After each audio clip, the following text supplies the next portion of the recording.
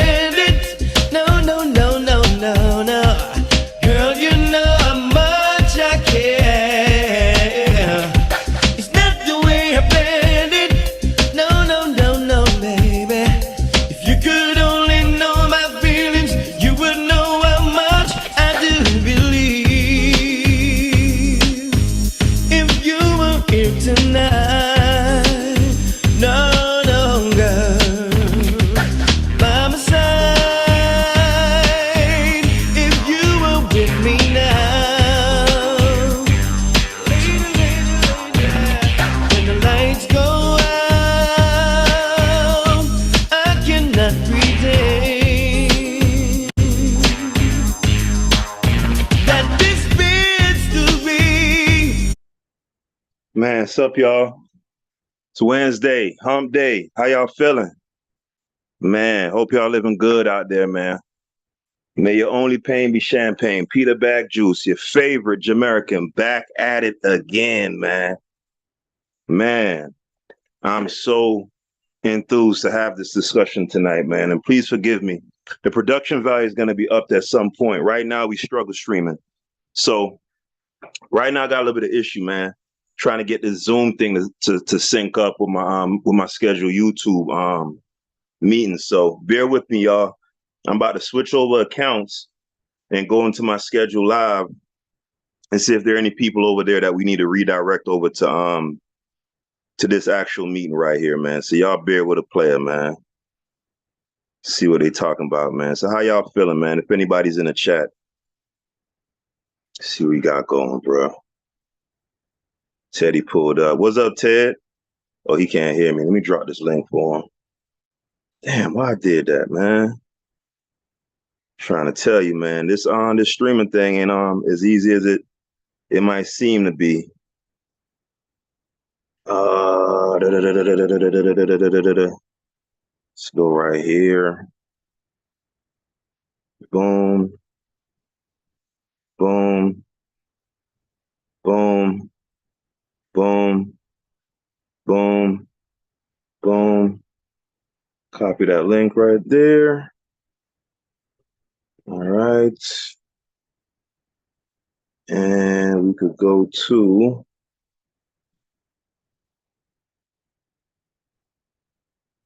what's up, LJ? What's up, S Rush? Y'all bear with me, man. I'm trying to get some of the folks from the actual schedule live that I did with that nifty avatar and everything. It's not syncing up with the actual live. So I'm copying the link from this live to give to those people that are in that chat to bring them over here, man. So y'all bear with me. So tonight we're gonna be talking about the N-word, man. Should black diasporans be allowed to say it? And by allow, obviously ain't nobody running around out there about to beat nobody up by you. Well, I don't think nobody doing that, you know.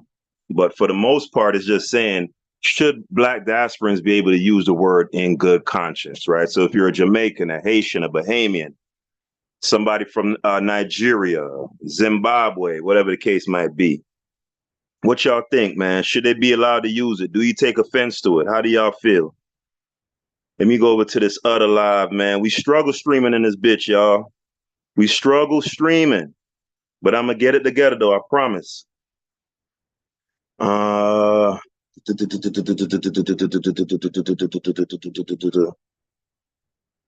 what am I trying to do right here? Let's go home. Let's go here. All right, here we go. Let me just put this. Anybody in this chat? Chuck Bomba Club. Anybody in this chat? Please click this link. What's up, cousin Ted? Pull up, man. Come over to the other, hit the other link, bro. Yeah, hit the other link, cuz. All right, so here you go. So yeah, man, we got a treat for y'all, man. My brother, Stu P, is gonna be pulling up shortly. And then if we lucky, my Doug out of Baltimore. And for y'all, for those of you uninitiated, Doug, spelled D-U-G, is a four-legged canine, what you would call a dog. Yeah. So my dog from Baltimore, he calls it a Doug. You Doug? You dig? So yeah, my dog finna pull up in a second, man. We needed a black American on here. And he's a handsome light-skinned black American too. No Sean Combs. You hear me?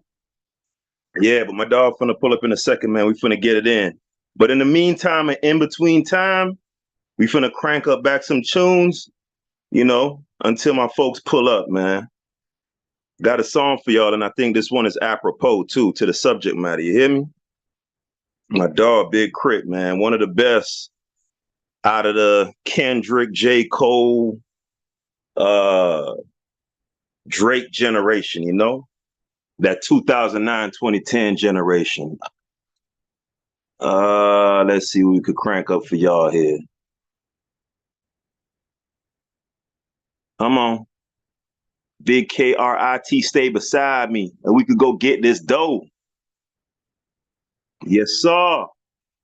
Make sure I'm sharing this audio. Let go, Crit.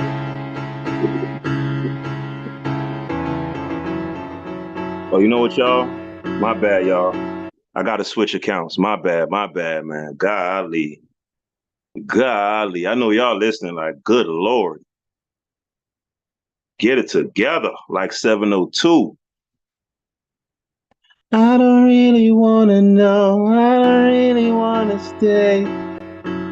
Yeah, y'all ain't know your boy was multi-talented like that, huh? Let's go, KRIT. Talk to him.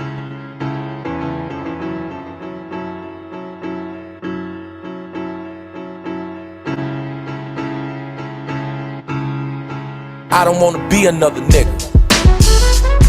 Tell the government, I don't wanna be another nigga. Tell them white folk, I don't wanna be another nigga. Tell them black folk, I don't wanna be another nigga. Tell the world, I don't wanna be another nigga. Waiting with my hands out, broke in the hood, they give a damn about. Bragging to my homie about to hold a fuck, drinking about. Why is my shit in?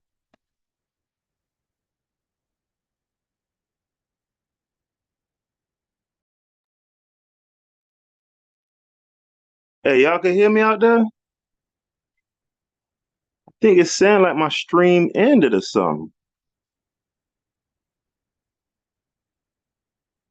The hell? Oh no, we still live, man. Good Lord Jesus of Nazareth, man. Cause for some reason when I just flipped over to my other YouTube, it's saying that my stream had ended. Come on, man. Crit, come on, man. Talk to him.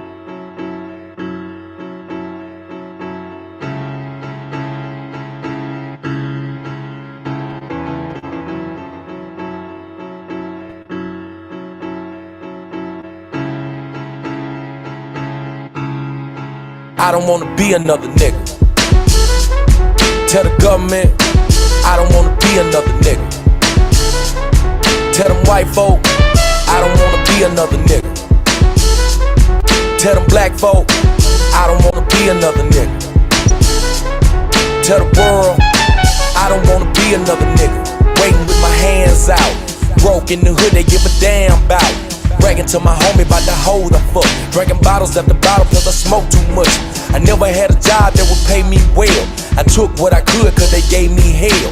Spend what I stole on some clothes and kicks. My ex-girl say I want to mount the shit, but she suck and fuck when my car roll up. Tried to fuck her sister but she talk too much. Her mama shake her head whenever I come round. Whatever high I had when I saw it might come down. I barely go to church but I say I will. I bow my head right before I eat my meal. The world's fucked up and they claiming I'm to blame. It's a damn shame cause I don't wanna be another nigga. Tell the government, I don't wanna be another nigga. Tell them white folk, I don't wanna be another nigga. Tell them black folk, I don't wanna be another nigga. Tell the world, I don't wanna be another nigga. Waiting on the play to come through. Chilling with my homeboys, plotting on you. Watching movies, how to come up quick. Recruiting young niggas I can come up with. Barely read books, but they down to shoot. Live life, breaking rules, they got something to prove. Parents ain't around, they got nothing to lose. Wave the tool on a fool for some brand new shoes. Little child running wild in the streets. Wanna be a G, so he look up to me. Try to hit the block and make a name. Claim he caught a body, now we got it and he feeling all the same. To the family of the victim come knocking. Bailing through the corners of the ghetto till they shot him. You still dying and they claiming I'm to blame. It's a damn shame, cause I don't wanna be another nigga.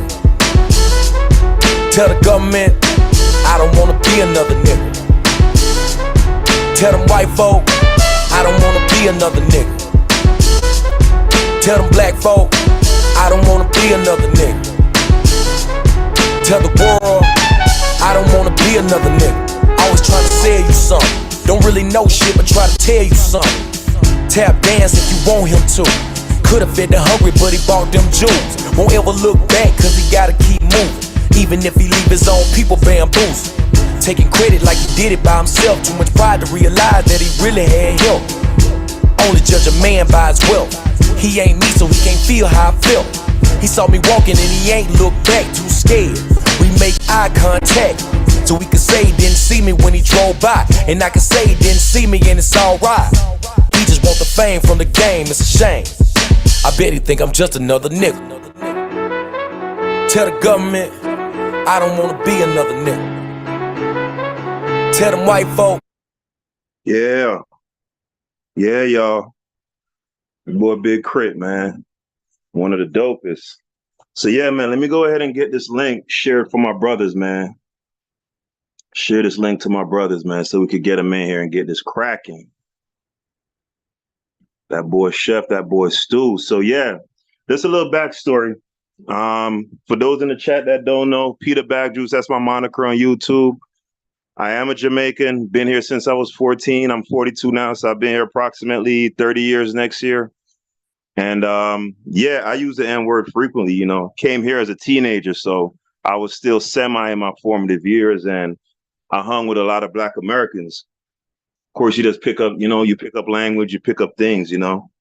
And what's funny is in school, my Jamaican friends used to always chastise me. Why you hanging out? Why you always with them Yankee boy? Always with them Yankee boy, you know? But I was never the type to, I was never a cliquish type of dude. I always looked at all humans as the same, you feel me? I was one of them type of people like, man, I just want to show love and spread love and let the love multiply and quadruply and exponentially, you know what I'm talking about? Yeah, like that, man. So, you know, me picking up that word, you know, I never thought anything really of it when I was young. course, now coming into what they call quote unquote consciousness. And, it makes you think about stuff a little bit more. There's some people who have strenuous objection to that word. Even FBA or ADOS using it, they have a huge problem. Particularly somebody from the generation before mine. Or if you go back 2 generations, they would probably more likely have a real issue with it because it's such a loaded term. But that's the thing about life and humanity, man. Things are always changing.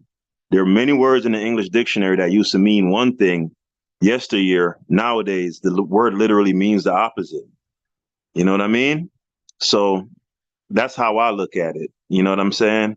Now, if I were to call somebody an N-word and they say, hey, look, man, don't call me that, I'm going to immediately honor that. You know what I mean? They won't get any pushback from me. But just using the word in and of itself, I don't see a huge problem. So I'm intrigued, man. My dog Chef from B-More finna pull up. Hopefully, like I said, he said he just got off work. If not him, potentially you could have some other Black Americans pull up on the panel, and we could get their takes on it. I need a little bit of polarity here. You know what I'm saying? Because when Stoopies come up, we 2 coconuts, right? We 2 coconuts, meaning we 2 Caribbean people. So, that there's no polarity there. I definitely need a Black American. Most preferably someone who objects to the use of the word or objects to the use of non-FBA/ADOS using the word to come on the panel and really give us some pushback so we can make this discussion nice, right? Yeah, make this thing educating and entertaining for the people. You hear me? So let me go ahead and share this link with my brothers. Like I said, let me go ahead and check out the chat in the meantime. Let me see what y'all talking about out there, man. Yeah, man. So how was y'all day? I hope y'all day was productive. For real. You know what I'm saying? I hope you move one step closer to fruition of your goals and dreams, y'all. Yeah, brothers and sisters. What we talking about? You got 4 in the box? You got 4 in the box. Teddy. Cousin Ted, what's up? S. Rush, Tika, how y'all feeling? Love, joy. You already know. So yeah, Teddy, you said underrated, huh? Super underrated. Criminally underrated. Criminally, bro. It's a damn shame. But that's just how I go. That's life for you, man. The realest niggas don't never really get their flowers like that. You hear me? Till they out of there. That's just how that go. Stu. What the hell is going on with Stoopy? Stoopies ain't even called me or anything, man.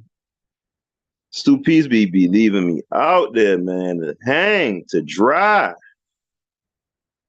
You ever been beefing with somebody and you got a homeboy and the cats you beefing with, you steady telling, yeah, my dog finna da da da da da.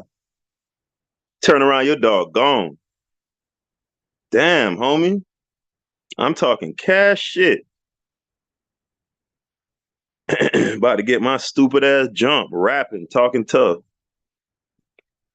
Thinking I had backup. Stoopies be doing me dirty. Oh, let me send this to Chef, man. Raekwon the Chef. Yes, sir. Let me go back in the chat, see what y'all talking about, man. So yeah, somebody in the chat, give me so let me see what Tika says. She says, I don't use the word, and I think Black people that use to each, okay, she's saying, I think that Black people who use it to each their own, but the others definitely should not. Now, Tika, give me some clarity here when you say others and you say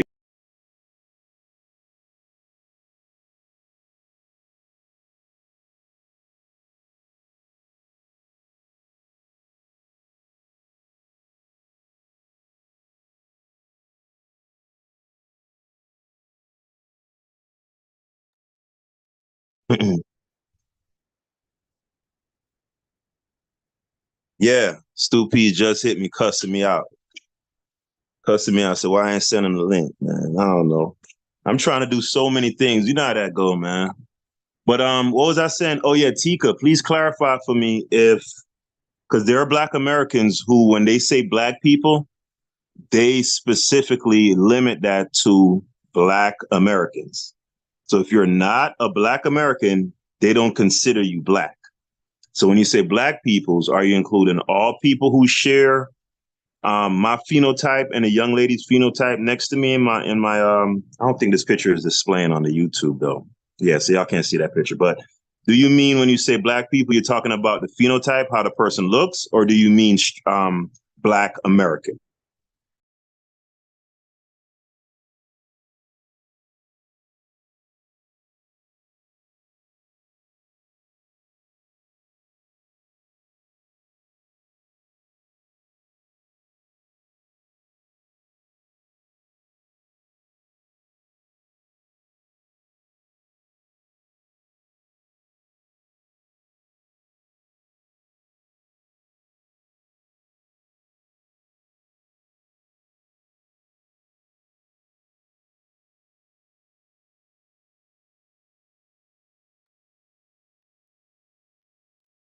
Sound off. Sound off. What y'all got to say? Talk to me. I talk back. Okay, she talking about them saltines. She said them saltines can't use it. You hear me? Yeah. For those of y'all, if you know, you know. Somebody put in the chat what I'm talking about when I say them saltines. It's a word that begins with C and ends with ER, but we can't say it on YouTube. So I'm gonna use the word saltine. By the way, no offense, man, to any saltine listening. It's all love, I promise you, bro. We from Florida. Down here, we use that word very liberally. We call the police the C word. You hear me? But this is YouTube. We have to be politically correct. Miko One, what's up? What it do? What it do? How you feeling? Yeah. I hope you're living nice. May all your pain be champagne, Miko One.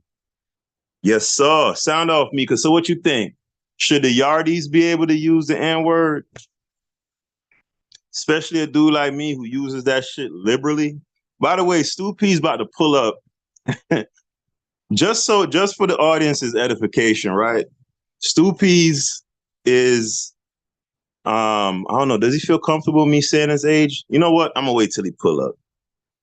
Let me not say nothing, man. Stu, where you at? Oh, he in the waiting room. My bad, Stu. I'm over here talking off my face. Yeah. Stu P's pulling up, man. Chef, dog. Doug, I hope you out there, man. I need you to pull up, Chef. You the featured guest, Chef. You making the show tonight, just so you know. We can't have this all coconuts on the panel. You hear me? But yeah, Stu, I just was about to ask the people something, right? Mm-hmm. Are you comfortable with letting the audience know your age? Yeah, I'm old. I'm 50. 51. 51. I'm old. Stop Hey, counting.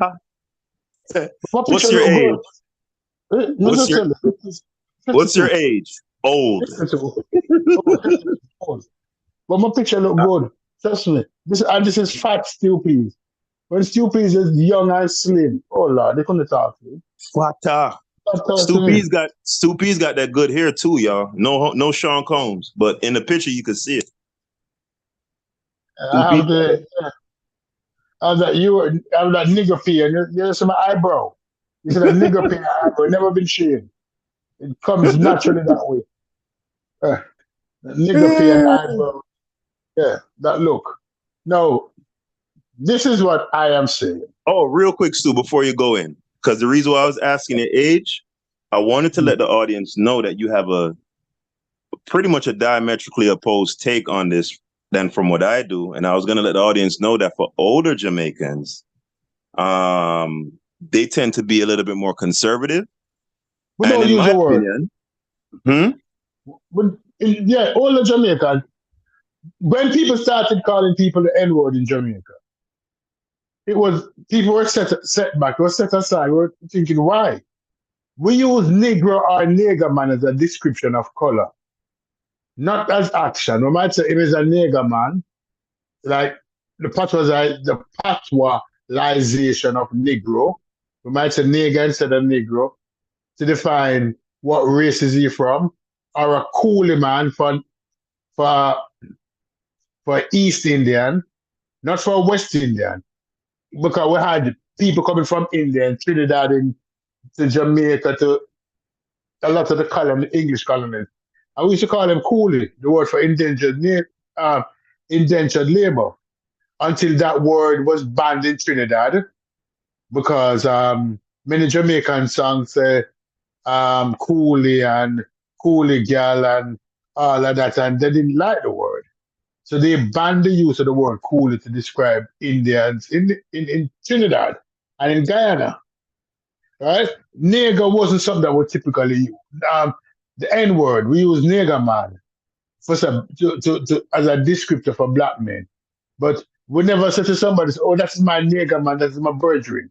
Even when people start calling dog. In my generation, was that dog? Don't call me a Mhm. dog. We had dancehall singers coming to this and say, don't call me a dog. Don't call me anything that can be defined as less than. So when I Hey, came up here, hey, yeah, Chef, you got to clean that up, Chef. You know what I'm saying? You got to clean up your syntax and your words, brother. I You know what am I'm not a saying? brown man. I am not a white man. I hope it's not that chef said. So we get attacked with blackness now. No, no, no. Let me tell you what Oh, Chef type in the chat, Stoopies. Chef yeah, type in the yeah. chat. He says, "I'm coming." What is going, Chef? You out of control, bro. Yeah, yeah, yeah. Check this Yeah, out, bro. it's We don't listen. We don't say never tell another listen. man you coming, bro. You say You don't say. You don't I say. would Listen, be, eh? I don't question chef heterosexual men. So chef don't have to say no homo. Just like how I don't question your heterosexualness. So you saying no homo to me is no big deal. I am so straight that NASA can use me as one of them scientific instruments to No, but measure the Stoopies, horizon. I'm not intimating that the man is a homosexual. What I'm saying is it's a matter of Oh, it's a matter of etiquette, right? no, It sounds listen, that's another show. Remember done talk about the black people and the mm, Jamaican people understand. When like the less than when I first heard people calling other people that, I came up here one day. I came up and I'm on Xbox Live. Anybody who knows me can find me on Xbox Live. The gamer tag is Stewepeas, STEWPEAS. So I was on the live, and this guy from New York is on the live, and he was talking to us, and every other word was the N word. Yes, man. Oh, these N. You know these N. Yes, man. And I stopped him and I said, why? Well, let me hear your history.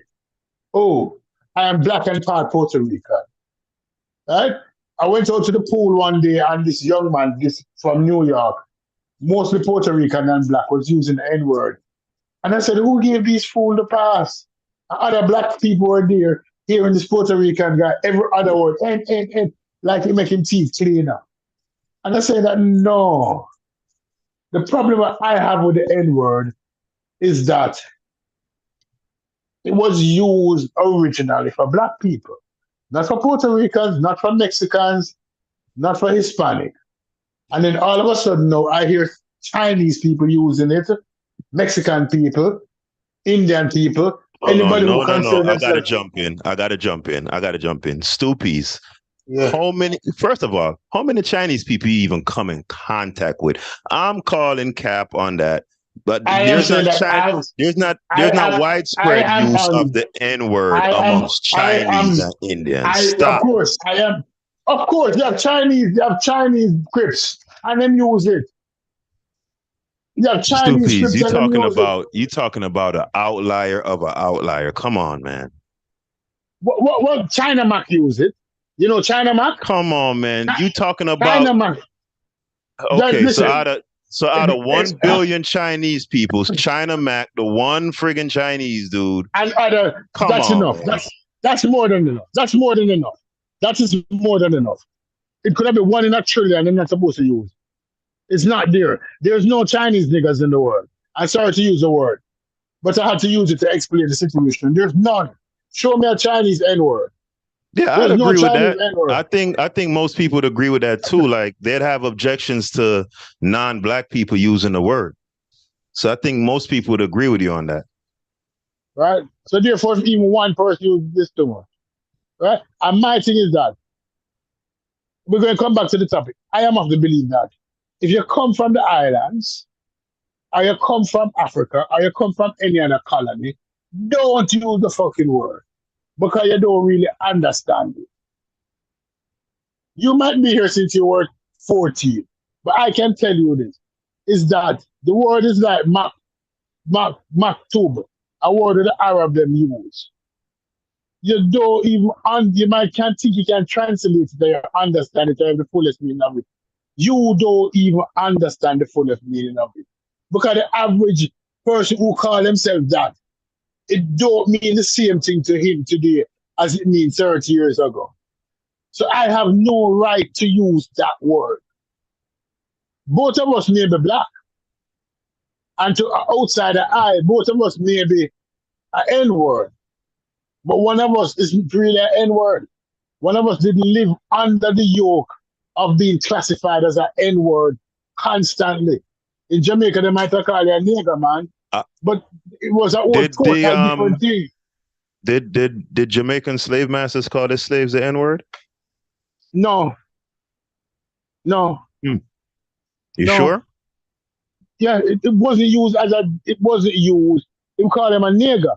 Them nigger here. But it wasn't used in the same way as how N is used. Because remember, it's essentially the same sentiment, though, right? It meant to demean and belittle. But you must understand that in Jamaica, most slaves' interaction did not occur with the slave master. Because the population of white people in Jamaica has always been less than 5%. So their interaction were with the bushers or the overseers of the plantation. And they saw the slave masters in the big house who interacted with the slave masters or the household slaves. They saw him in the big house, in the car, the whole them head, but there was no interaction between them. So he didn't even have to be calling them that. And then most overseers you had a butcher. Let me explain the Jamaican slave system. You had the owner of the plantation. The plantation owner might be in the island or might be in England. He comes and he goes. Then you have the overseer. The overseer is the person in charge. These aristocratic plantation owners never generally run the plantation. The overseers normally run the day-to-day operation of the plantation. They are the managers. Then under the managers, you have the busher, which is always a fair-skinned man. He's like the foreman. And they have the busher and the bucky. He's the one who that administered punishment. He's oftentimes a black man. So he's like your direct supervisor, and you have the supervisor above him, and you have the supervisor above him, and then you have the owner. So the owner hardly ever reacted or interacted with the slave on the plantations in the island. So it wasn't like a white man calling a nigger. And the man who beats him and all of that, he wasn't calling a nigger because I know your name. Him grew up with you. Mm-hmm. His house was same, him live in the same barracks that you live in. Hey, S. Rush say you cooking. Right? You say you cooking stoopies. So therefore, it don't carry the same meaning. Thank you, brother. It don't carry the same meaning because the slave masters were up in the big house. Think about a Georgian-style plantation. That's where the owners lived. Hey, let me ask you two questions. Let me ask you two questions. How much cross-pollination was there among that aristocratic class, that English aristocratic class in their colonies? So let's say particularly Jamaica and the U.S., because I know a lot of those plantation owners were the same families. So like the Beckfords and, all of them. How much cross-pollination would you say was between the owners in the owners of U.S. plantations and the owners of Jamaican plantations. All right, let's go back before 1776 and America get independence. Before 1776 and American independence, everybody must understand this, that the Englishmen in America were the same Englishmen that were the Englishmen in the Caribbean, that were the same Englishmen that were the Englishmen in England. Now in 1776, the Englishmen that were in the Americas had a disagreement with their fellow Englishmen that were in England. And so they had a scuffle, and they had a fight, and they said, listen, I beat up you, my English brother, and I don't want you, and I'm not fucking with you anymore. I'm taking this as mine, and I'm going to make, who was the first? George Washington, my king. Because many Americans didn't know that George Washington refused to become king. Because people wanted George Washington to be the first king of the United States. Ask many Americans that don't know that. But go and read it up in history. If Stupid teach you anything, if you teach you one thing to do. The founding father wanted George Washington to be king. And George Washington said no.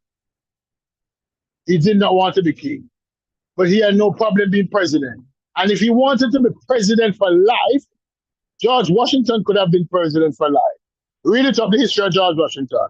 But he said no. Hey, so Stupies, yeah. Stupies, in light of what you just shared, insofar as the shared relationship between being that they're the same people, and you know, as many would say, the slavery practice in Jamaica was even more brutal than the type practice in the United States. So when you say that, hold on, Stupies, hold on. When you say that, fuck, man, you throw me off. So when you say that, as a Jamaican using the word, that we couldn't possibly understand what's behind it and where it's coming from, what exactly do you mean? Because you can't be speaking towards the experience, because the experience is pretty much mirrored. So when you say that, what do you mean? Okay. Although this is what I'm going to tell you, the difference between slavery in the Americas and slavery in Jamaica. The brutality of slavery in America was bad. But when it became worse was with the invention of the cotton gin. The brutality of slavery in Jamaica was bad from day one because the production of sugarcane. The sugarcane lands in America were not occupied yet by the Americans. The Americans didn't control Florida, where most of the sugarcane is planted, or California before the 1776, or slightly after. It's long after the Americans controlled both lands. So they weren't planting sugar in a mass production like in the Caribbean. The Englishmen weren't, but the production of cotton became a science where they could measure down to the minute what the yield was and how good the cotton was and what it required to produce cotton with good yield. And so the pressure to produce this cotton caused insurmountable cruelty. Slavery before the cotton gin was bad, but slavery after the cotton gin gained a different level of brutality because the scientific approach to produce cotton. Right? Sugarcane, different in the production. Although slavery was awful for the production of sugarcane, and it was already established that, listen, the lifespan of an average African in Jamaica was far less than what it was in America prior to the production of sugarcane, production of the cotton gin. It's after the cotton gin, after the production of cotton, slavery in America become old. Stu, before you keep going, speak to the question I asked insofar as I made the argument that hold on. Speak specifically to the argument that I'm forwarding, that we do share a shared experience. The N-word was used in a different form. So speak to me kind of justifying the use of it with the fact that we have a shared experience. Although we have a shared experience of cruelty and brutality, the N word, when used by white people in the Americas,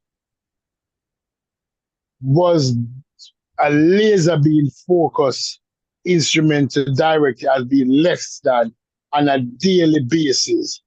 And you were constantly reminded by white people that you are less than me, that you're nothing but a no good cotton picking N-word. It was like a laser beam, a pointer, a constant reminder in the island, because it wasn't used that way as a constant reminder, as a point, as a laser beam, as a stick to constantly remind you that, listen, you're not but a sugarcane, coconut dancing. The white people never interacted with it that way. So you started to form your own belief in yourself, your own culture.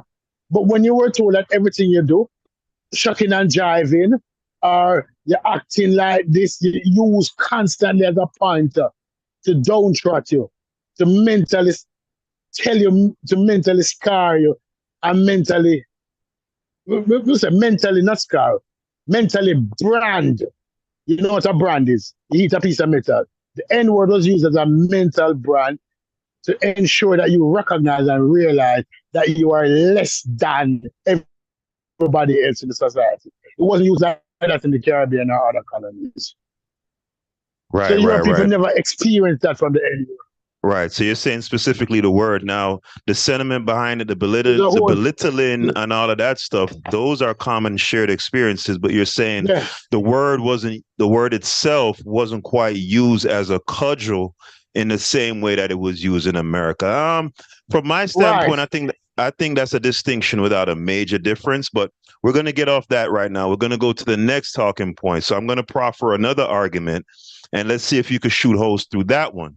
So now, what do you make of the natural cultural appropriation that happens when two groups come in contact with one another? Previously, I had mentioned the word dog. Now, in Jamaica, I came here in 95, and I think that slang was pretty much just starting to come out. And I remember my grandmother hearing my uncle using it and saying, why are you calling each other this dog, dog, dog, dog? Why would you call somebody a dog? Right? She couldn't wrap her mind around it. So eventually it made its way into Jamaican lexicon, right? Naturally, as you know, things tend to happen between cultures influence one another. We have words that Americans have appropriated, like the word stepper, right? The young guys nowadays use it as a word to say that they're a gangster, right? Now, that's a natural thing. So to those who proffer the argument that language is a free thing, you're never going to be able to kind of stop it or control it like you'd like, and natural cultural appropriation in between cultures is going to happen. What do you make of that argument? True that everything is everything. Well, that's slang that we used to use first. There are certain slangs that we used to use that come into the culture, come into this culture, and was accepted by this culture. Dog was something that we took up, although still not universally accepted in Jamaica. Because certain corners you can't go on and call man dog. No, I'm on the place that don't call me a dog, and it's done. And if you call him a dog again after that, it might be a small war. But it's accepted by some, but it's not universally accepted by all. This dog calling thing. Right? But culturally, we are close. And like Caribbean islands before 1970s weren't really migrating to the United States. Most of these people were migrating to the motherland, which we call England. But after the late 60s, the 1970s, they started coming over to America. Although Marcus Garvey was here earlier, other poets were here earlier, they did not send back good messages to Jamaica in terms of the general acceptance of Black people here. Hey, but like in the sense, Stu, Lovejoy is saying wrap it up, love. But I think she was saying that to a previous rant that you were having. Yeah, Okay, yeah. Lovejoy saying wrap it up. Big up Lovejoy. Big up. But there's no problem with cultural appropriation because we use it Mhm. even in the music. Because early reggae music was highly influenced by country and western. Many Jamaicans are going to tell you that.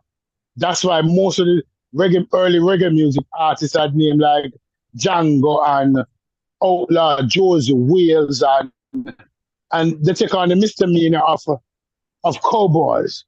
One of the most famous Mhm. Jamaican movies, The Harder They Come, is based on the Django. Not the Django that we know now, but the white man, the Django. Right? They call me Django. Mhm. And them say, Undertaker, make me 3 coffin. My mistake. And him go down the road and pow, pow, pow. My mistake. Make that 4. Right? We idolize early cowboy music, and early dancehall was influenced by cowboy music. Ska was influenced by movie soundtrack. Guns of Navarone by the Scatterlights. Right? So early music was influenced, although we had Ska and Mentor, when it comes down to modern music, it was highly influenced by cowboy and western So it music. seems to me that you're kind of giving some credence to this argument. Am I right on that or no? Yes, everybody, and then we turn No, now. but I'm saying though, From, in insofar as it being a legitimate reason for a black Jamaican or a black Haitian, for example, to use the word, the fact that it's just, cultural, natural cultural appropriation. Do you think that it holds water in light of what you're saying? Or for you, it's still no, a no? because it's recognize what is yours and what is not yours. A thinking man would recognize what is yours and what is not yours. It wasn't yours, and it's still not generally accepted in your island, so we call it. Because if you go to Haiti and you calling people Mhm. the N word in Haiti, it is not accepted as a term of endearment. If you go to Jamaica, you're calling people the N word in Jamaica. People going to ask you, where you calling me that for? What's the reason That's for that? depends It's not a depends term. on depends on the It, generation. it don't depend on the Mhm. generation. It Yes, depends it from the source. does. Those listen, All right. listen to me. You see the younger guys like Kraft, Valiant, Chronic Law, TJ, what's that other little fish one? Intense. Those, you see, you're not plugged in with those younger guys. I'm talking Okay. about, wait, no, wait. You're not plugged in with that younger scene. 19, 20, 21, 22, 23. All those guys talk, my niggas, my dogs, all day long. Trust me when I tell you. Let me push back. I have an 18-year-old son in Jamaica. He's in sixth form now. I talk to him every day. My brother is there. My brother is real bad man. Anthony is real bad man. We're not talking about How old is your brother? Anthony at 30. Okay. Real bad man. We're not talking the ordinary, real bad man. Right? My cousin, them, McLaren, were far younger than me, and his cousin, a second cousin, real bad man. Buckner, real bad man. Who use the word is people who use the word like dancehall DJ, who this generation's of DJ, who more is influenced by rap music. They Yes. tend, no, let me finish. They're tending to use the word. Yes. And Yes. let me finish That's with this. Go Let ahead. me I'm not finish. cutting And it. the other, I'm and, just saying some one and and two. then Go ahead. the other thing you must take into consideration is that you have to understand socio-economically where they come from. Is poor ghetto people use the word. Middle class youth and aspiring youths are young people who are aspiring for greater things, do not use the word. It is not Would it be part of the fair? lexicon. Would it be fair to say that the use is prevalent amongst young people in Jamaica? No, it wouldn't Mhm. be fair. The use of the Because word is the because use of the word is no, the use of the word is prevalent again amongst the disillusion. Any youth in mhm. Jamaica who look like him head and him body, don't use the word. No, may I ask you I a mean, question? you Would you can't take say that to the bank. would you say a critical mass of Jamaican youth are disillusioned? You see how I I got you? know, The be no, answer because guess what? honestly. And I Answer would say no. honestly. I would say no. I See? would say That's no. No, because see, no. you're You know not telling the why? truth. Guess what? Let me be honest with you. Because you're outside of the side. Me inside of the cycle. When I go down, me inside of the cycle still. In Jamaica, you have a big divide. In high school, you have traditional high school and non-traditional high school. What I mean by traditional and non-traditional high school? Back in the days, like in the 80s, 90s, and early 2000s, in order to get into the high school in Jamaica, you had to pass an entrance examination. It wasn't easy. And the brighter students went to the better high school. Just like how Peter Bagdus went to KC, I went to Arden, right? My son got to York Castle. Those youths who go to the traditional high school don't tend to use the word as a lexicon. They might use it in fun and play, but when it comes to serious business, they don't use the word. So yeah, but the same could be said. The same could be said about right. Young guys here. Nobody's in their business meetings talking about nigga this, nigga that. No, I'm not talking about business. It's always going to be an informal. I am not talking about business meeting. I'm not talking about business meeting here because you're trying to push it there. They're not using it. No, but you're saying the only time they use it, or maybe I misunderstood what you're trying to communicate. I thought you're communicating that they tend to use the word in informal settings. Was that what you were saying? They would use the word like, oh, I use the word. If we're talking about N-words, they might use the word then. But they don't even bring up the topic of N-words. And they don't look at each other as N-words. So they don't use the word to describe as a descriptor.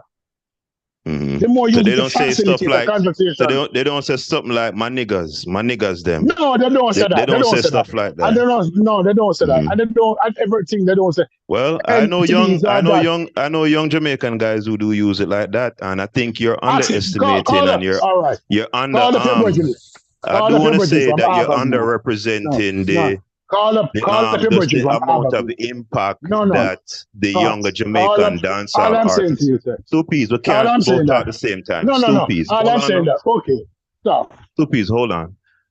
I think you're underestimating the impact that these younger Jamaican artists have on the society. You previously said they're following behind the American rappers. Well, guess what? To an extent, the entire society is following behind America. Now, I know you don't disagree with that. I do not disagree that way. I do not disagree that way. Listen, I do not disagree that we're highly influenced by the American culture.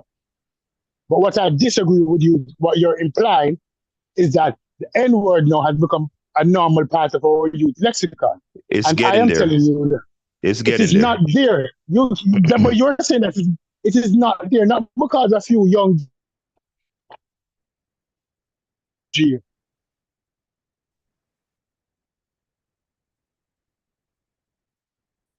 Hey, you're breaking up, Stu.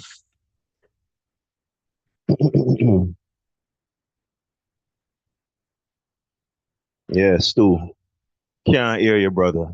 So let me check the chat real quick, see what the people are talking about. How y'all feel about the discussion so far? You're cutting out, Stupies. Hold on 1 second, because we didn't hear anything you said. Let me to the audience, what do you think about the discussion so far? And is there any particular direction that you'd like to see the discourse go in? Also, for those in the chat, please hit that thumbs up. Please hit that thumbs up so we could go in the algorithm, man. We're trying to have this thing take off. This is going to be the best podcast within this type of lane on YouTube, man. I really believe we got something special here going. So please hit the thumbs up, subscribe, and all the rest of it, and tell a friend to tell a friend. All right, Stu, you there? Yeah, S. Rush is like loving Stu Peas, man. He said, I need to let you cook. Now, let Stu Peas cook, man. For the most part, I keep quiet. I just ask 1 or 2 questions, and I let him, because Stu Peas has a lot of information. In real life, yeah. Can you hear me? All right, yeah, Vibes Cartel is yours. All right, answer this question. Vibes Cartel is yours, DJ. Vibes Cartel have over 500 songs. If we check it. How often does Vibes Cartel use the N-word in his songs? Be honest not a lot. Not a lot. He rarely uses it. Mm-hmm. Would you regard him as the #1 DJ in Jamaica? Yeah, most definitely. Right? And he rarely uses it. Shabba Ranks, Ninja Man, Bounty Killer, do they use it in their songs? No. And these words last generation, no, they don't use it. It's not part of a popular lexicon. I don't say one or two people don't use it. I never say people never use it. But it's not something that we gravitate towards the use of because we understand Hey, my what it cousin, is saying. my cousin Teddy, he feeling you too, Stu. Him say you be cooking too. Shout you out.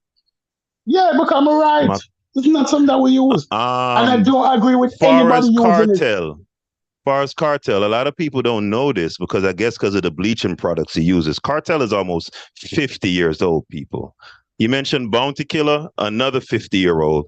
Shabba Ranks, a 60-year-old. All right. So once you old, listen, wait. Once you dinosaurs are phased out, right? The word is going to become a part of the lexicon. I'm sorry to tell you. Okay. Does Conscience use it in any song? Conscience is how much? 35? Yeah, 32, 33. Yeah. Does Conscience use it? Listen, that's another old man. That's a middle-aged man. We're talking young generation. What that young lady name, the one who part with Conscience? She got popular the other day. Does she You're not use talking it? Shensia, are you? Yeah, Shensia? Yeah, does Shensia use it in our song? No? I don't know. I don't listen to no damn Shensia. Does Spice use it in our songs? No? You see, the women aren't going to really use it like that. Right? They're not using it. Right? Yeah. So when you can call a handful of DJ who want to act American, who think that who taking on this new style of drill music dancehall, which is not really gaining any much popularity. This drill music dancehall. They call it trap hall. This trap dancehall music. I'm trying to use the word to act like. They're not you, but the majority of Jamaicans not using the word as a daily lexicon. They're not using it as a stuff. All right, so far you've shot down two of my incursions, my tried incursions, right? So now we're gonna move to a third talking point, right? Quick question. You brought up a Puerto Rican earlier, right? Puerto Ricans are Americans, right? Yes or no? Yes, Puerto Ricans are American. Right? And slavery was practiced in Puerto Rico, right? Yeah, but when did Puerto Rico become a colony? Hold on. Now, are Puerto Ricans FBA / ADOS? Black Puerto Ricans, of course. Not the Gloria Estefans and the Emilio Estevez and them niggas. No, we talking about Bobby Bonilla, them type of, Are Black Puerto Ricans FBA ADOS? No. Why not? They cannot be foundational Black Americans. What ADOS stand for? ADOS. American descendants of slaves, of slavery. Excuse me. Right. American descendants of slavery. Let's use the second definition. American descendants of slavery. Puerto Ricans are Hispanic descendants of slavery, not American descendants of slavery. You understand? Well, you just said that they're Americans. Yeah, you just admitted to that. Because America acquired Puerto Rico as a colony. Somebody in the chat, real quick, Google when did Puerto Rico become a colony? America acquired Puerto Rico as a colony long after slavery was established and long after slavery was abolished. Mm-hmm. So therefore, the Puerto Rican wasn't a slave when America had slavery. Okay, so my cousin said no. S. Rush says no. So somebody in the chat though, when did Puerto Rico become a colony, y'all? You know what? I'm gonna look it up myself. Right. Puerto Rico became a colony long after slavery was abolished in America. So it cannot be a descendant of slavery. Because FBA is basically Tariq Nasheed way of trying to take away ADOS. ADOS is the mother of all of these acronyms. So we're going to use ADOS as a defining definition to decide who is a ADOS. American descendant of slavery.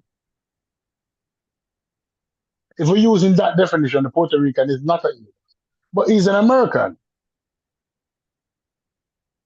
Because the ADOS don't get to define who American is. That's a bit, that's a thing, you know. FBA, the Foundational Black American, don't get to decide who an American is.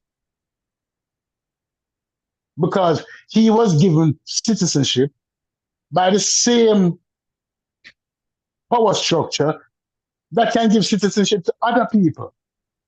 Okay, Not Stu, because he was born here. Says 1898. And when was slavery abolished? 1865. Right? So therefore, you were never a slave under the American system. So you cannot be an ADOS. I almost got you. Right, so we can't get this, son. You have to wake up very early, brother. Very early. I might not be eloquent, you know, but I know my history. And I know logic and I use common sense. You're pretty eloquent to me. Right? And I know common sense. But when you look at it that way, so when a Puerto Rican come up now and say that he understands the American struggle, he does not. Because Black American struggle, it involved hundreds of years. It involved from first coming off the slave ship, the invention of the cotton gin, the Civil War, Jim Crow, his struggle that identified, that caused the power structure down south to emphasize that he is an N-word was not experienced by me and mine, or you and yours, or the Puerto Rican and theirs. So how come all of a sudden now you want to partake into that experience? I don't like the use of it, even by ADOS. I don't like when they use it, but I can't. They have paid for it with the lashes on the back, by the yoke around the neck. So if they choose to use it all the same. I can't tell them not to use it. Let's take the discussion into another direction. What do you make of those who say that words don't have meanings, they only have usage, and that over time the definitions of words change and the way they use it change, and at a point the word nigger has almost become so much a part of the overall American lexicon that it's just like the word dog, right? And the Jamaicans do use that one a lot more than the N-word.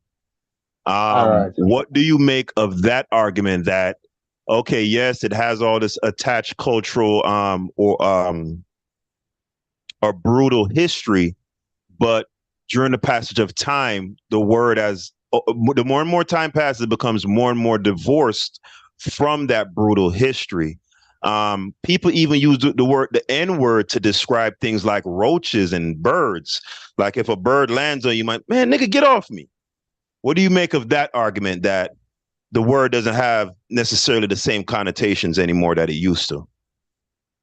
I'm going to be funny for 2 seconds. Just take this with a glass of water. When Adam were naming animals in the beginning, this is a joke. I'm just being funny. Facetious. Yeah, go ahead. Facetious, right? Adam looked at an animal, a regal animal, and he said, this is a tiger. Just by how him saying that this is a tiger. You don't even have to know what a tiger looks like to know that tiger, an elephant. You don't even have to know what an elephant looks like, a rhinoceros. You know that is a majestic animal, a whale. But when him say, this is a dog, You know what a dog look like, or a pig. You know what a pig look like. Certain name, certain name invoke certain emotional feeling that this nasty dog is always going to be a dog. So why people don't call him dog, the source of dog, you know? Them tell you that he's a Jack Russell Terrier mix. Or he's a poodle, this, that. Him don't just source of dog, you know. Because when you hear the word dog, it's not a good image come to mind. So when you hear the word N, no matter how you want to put it up, an N is like calling somebody a dog. You can't change it. You can't change the image of what a dog is. A four-footed animal that would eat its shit. Why you want to embrace being a four-footed animal that want to eat him shit? Or to be an N, a less than a dumb person. That is what the name was originally meant to convey, you know, the meaning, you know. Oh, that's nothing but a cotton picking N. That's nothing but a when in Jamaica, people have a way to minimize you. And what them would say, all them would use the N word to describe you. Not when them say nigger. Them say that is a nasty, stinking nigger. No, you cannot embrace or change that word. Because the root where that word is coming from is like somebody spitting on you. And spit can't color and call snow. You want to turn spit into snow now? As I have changed the meaning of spit. That when white people was using this word, it's actually every time them use the word, it's them spitting on you. Because that was the original use of the word. To show you this feel that I am spitting on you. I'm N-word, N-word, N-word, N-word. And now you're saying that I can embrace this spit, and call it snow. It cannot change. And anybody who All right. feels it can change, though it can't change. All right. Nice. All right. So people in the audience, watch this, right? Look how you surgically dismember somebody argument. All right. Go ahead. People, y'all can see my screen. So according to Stu Pease, once a word means what it means, that's what it means. You can't change spit into snow or where's that shit into snow? Whatever he said. All right. Shit, I So spit into snow. many Yeah. English words have changed meaning over time.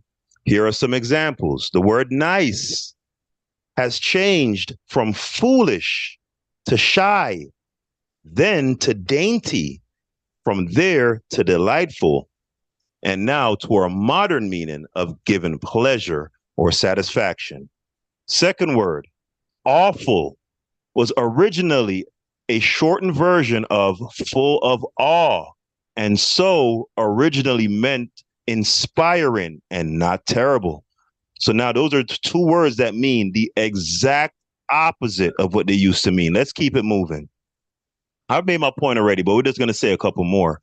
Egregious used to mean eminent and distinguished, but because people started using it sarcastically, it came to mean bad and offensive. What say you, Stu? Okay. This is the beautiful thing about this thing is that these words, when the original were being used, because let's be honest. Let's be honest as far as what the word?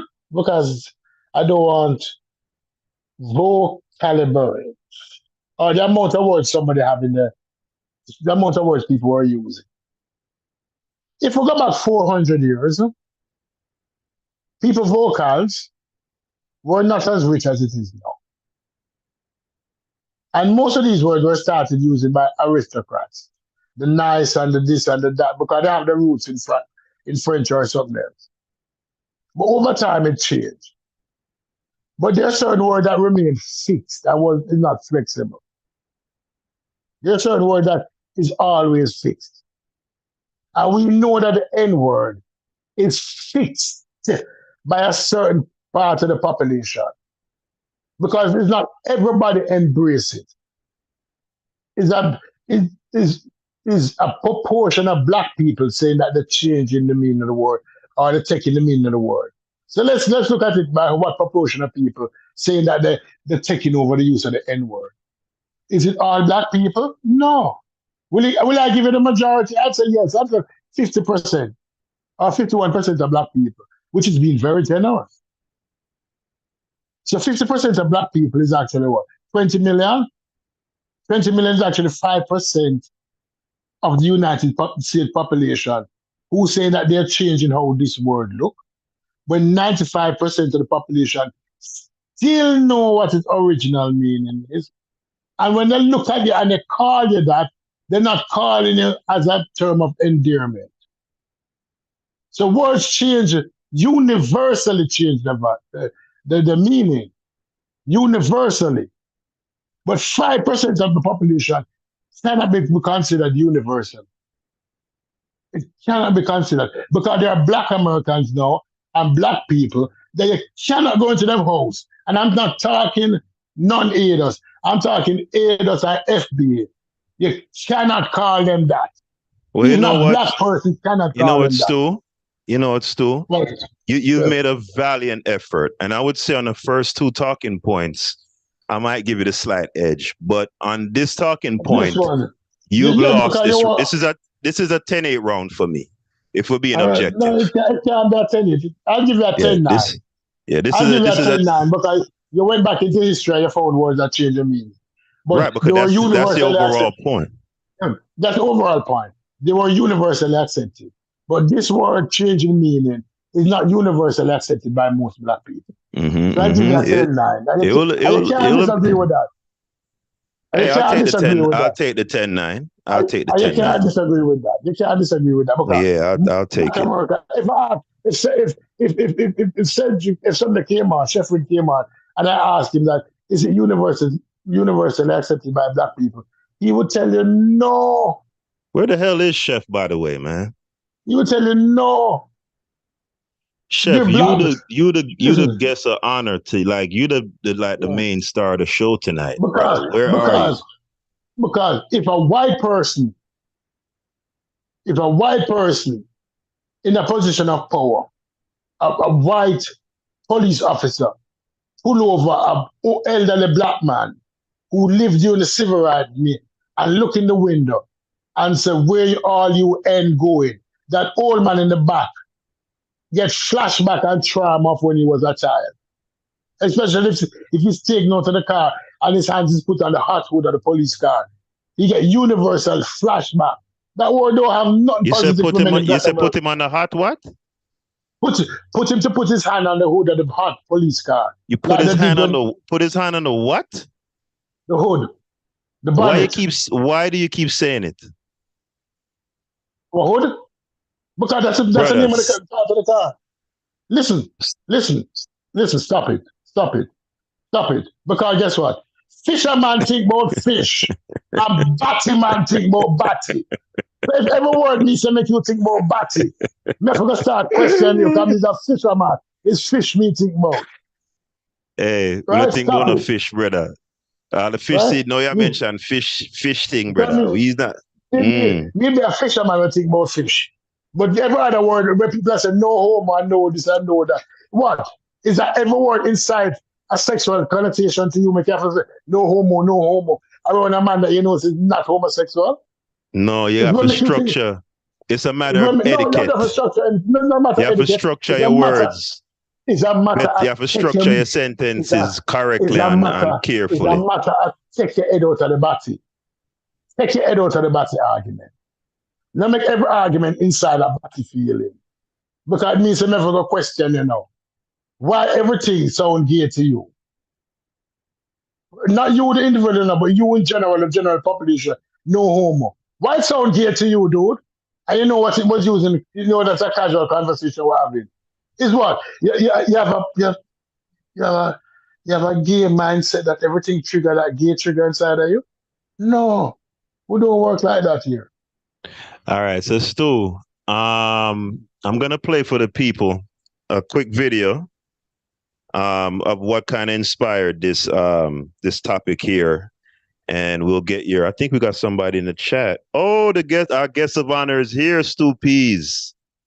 Yes, sir. Our Doug from B More. Yeah, Big Chef, aka Proposition Joe from The Wire.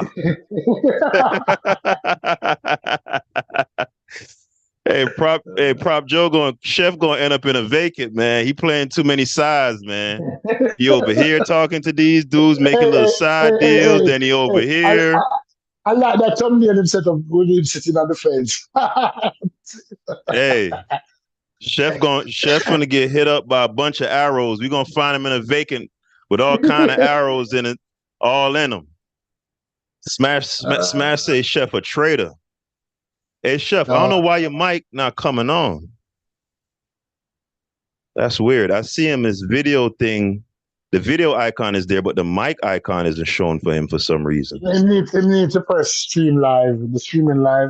Oh yeah, you got to hit OK to live stream, to the live stream thing. All right. In the meantime, while we wait on Chef, let's go ahead and get into this video about what inspired tonight's topic. And then I want to hear Stu Peas' opinion on it, Chef, of course, when he comes in. And you in the audience also, sound off. You know, you guys are the reason why we're doing this. We're having these discussions to really, my objective is to bring us closer together, right? For us to understand one another so we can build some sort of synergy, because we all talk about unity, but unity is a very difficult thing because of all the things that have happened to us and all the different psychoses that we have from all these different cultures. So we got to work our way through these things, you know, and that's what my objective is with these discussions. So let's go ahead and get into this video and let me know what y'all think. For anybody who just came into the chat, please go ahead, hit that thumbs up button, subscribe, and also share this link with a loved one, or even not a loved one. Just share it with somebody. Get into the video, people. Been doing it. I want to give you those props. Like you really being on that nigga helmet. And hold on. Not the man that just said I was wrong, but he just said you've been on that nigga helmet. Now hold up. When Cube say the word nigga to his brother, I know he ain't talking about nothing derogatory. I know he don't mean nigga, like the you know, back then like they would say nigga. Oh, he thought he had one. Oh, I'm sorry. You don't mean that. I'm sorry. Yeah, I'm sorry. I'm sorry you thought you had one, because see, I was really about to get to you, brother. Because me personally, I don't look at you as a nigga, because I don't look at you as a black man. I just look at you as a person who happened to be a part of the black struggle that come from somewhere else. To me, you're not a black person. You're just a black person that happened to F with the name that we established. So me, my people that come from here who are FBA that really struggle and fought for the rights for people like you and your mammy, I don't want to say your mammy, I apologize about that. Your grandparents, your parents, and everybody else that allowed you to come over here so they can endure. Yes, I don't look at you as a black man, side, because from 10 years ago you were saying that you was a Dominican. Now you're saying that you're Puerto Rican. So you don't even know who you are. So why is it incumbent upon us to try to figure out who the hell you are? No, I don't have time for that. You don't know who you are. I can care less about who you are. You're just a dude that got the same skin as us. We can rock with you. We can chill with you. We can build with you. But at the end of the day, nah, bro. You're an other. So you're the same. You're the same as anybody else who come over here who don't know who they are. And it's no disrespect to you. I promise you when I say this, it's no disrespect to you, bro. But it's no different than any Cuban that come over here who claims that they're Afro-Latina and then they may hate on us at the end of the day. Black people right now, people like my people who have roots that goes back to us. Black people in America that actually goes back to getting you people to come over here. Y'all don't got nothing to do with this, bro. Your people that you're talking about, they had nothing to do with anything that we were doing when we were actually trying to get you people to come over here. You don't have nothing to do with this. And I shout out to you and I appreciate you for the platform and what you done to move forward. Because see, this is the thing. We can look at a lot of people that came over from other countries and we can shout out to them because they did good things. And this is why I can shout out to you. But in actuality, there has to be a point to where you have to chill. There has to be a point to where you have to chill because you ain't even us. You're not us. And it's cool that you're not us. So you can do what you do, but there is a limit to that. And I'm fine with it. But see, I'm one of the original niggas. I'm the niggas that the slave masters had to worry about. They weren't worrying about niggas like you because you weren't over here. So they weren't worrying about you. So they brought you over here to misdirect the Negroes that was over here. So that's all that is. And so when I say nigga, I can say it with pride and attestation and I can do it. When you say it, you really need to be humble about it. So that nigga.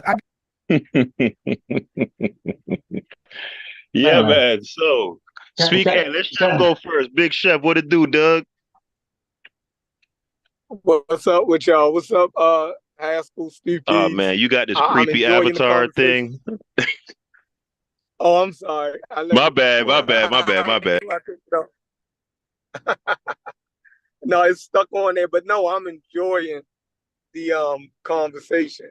I think Stu said a lot of stuff that, Stu sharp as shit. I ain't gonna lie. You excel at this conversation a little bit better, Stu. You know what I mean? I would honestly have to sit and listen to you. I would have to defer to you in this conversation a lot. So you I got can Stu honestly P's, say you that. got Stu What's P's going ahead on? on the cards right now? Yeah, Stu been. I mean, just because of his historical analysis has been a lot. He have a lot more breath to it than yours. Not saying that your take is not. How you scoring the fight so far? Stu, We about 4 rounds in. Stu P's got you probably 3-1 so far. All right, so I got me a round at least. Yeah. All right, I'll take that. All right, so Chef, what's your opinion on non-Black Americans using the word? Do you take any kind of offense to it, or how do you see it? That's deep. And when you first sent me the topic, I had to think about it. I'm still not fully, I don't know where I'll fully land on it. Because it's all about their approach to it, right? Far as Jamaicans, yeah, cool. You dig what I'm saying? I feel like Jamaicans, people from, the Caribbean islands, and we're the same. Hey, you breaking up, Chef? Right? We ain't have no choice where we landed at. A lot of right now. Go ahead, continue. I'm gonna tap back in when I get through these words. All right, bet. Okay. So You ready what's for your me take now? on the Cube's rant there, Stoopies? All right. Let me tell you something. I should be honest with this part of it. I have to be honest with this part of it. I would push back on anybody saying that I'm not black. I will push back on it. But if I'm being honest to you, brother, and I'm anything but being dishonest, I have never seen myself as an N-word.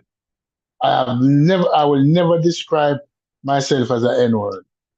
And when I hear a black man have no problem defining himself as an N-word, I realize that, and then make the statement that he was the kind of N-word who the slave master was worrying about. I laughed. Why did I laugh? Because the slave master wasn't worrying about any N-word.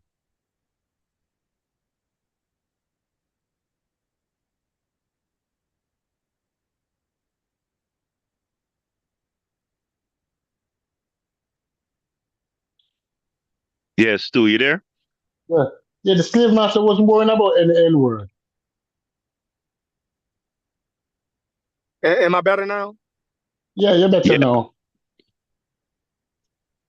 Oh yeah. Why would the So hold on. So what I was saying was, I have no problem with most Caribbeans using the N-word, right? Yeah.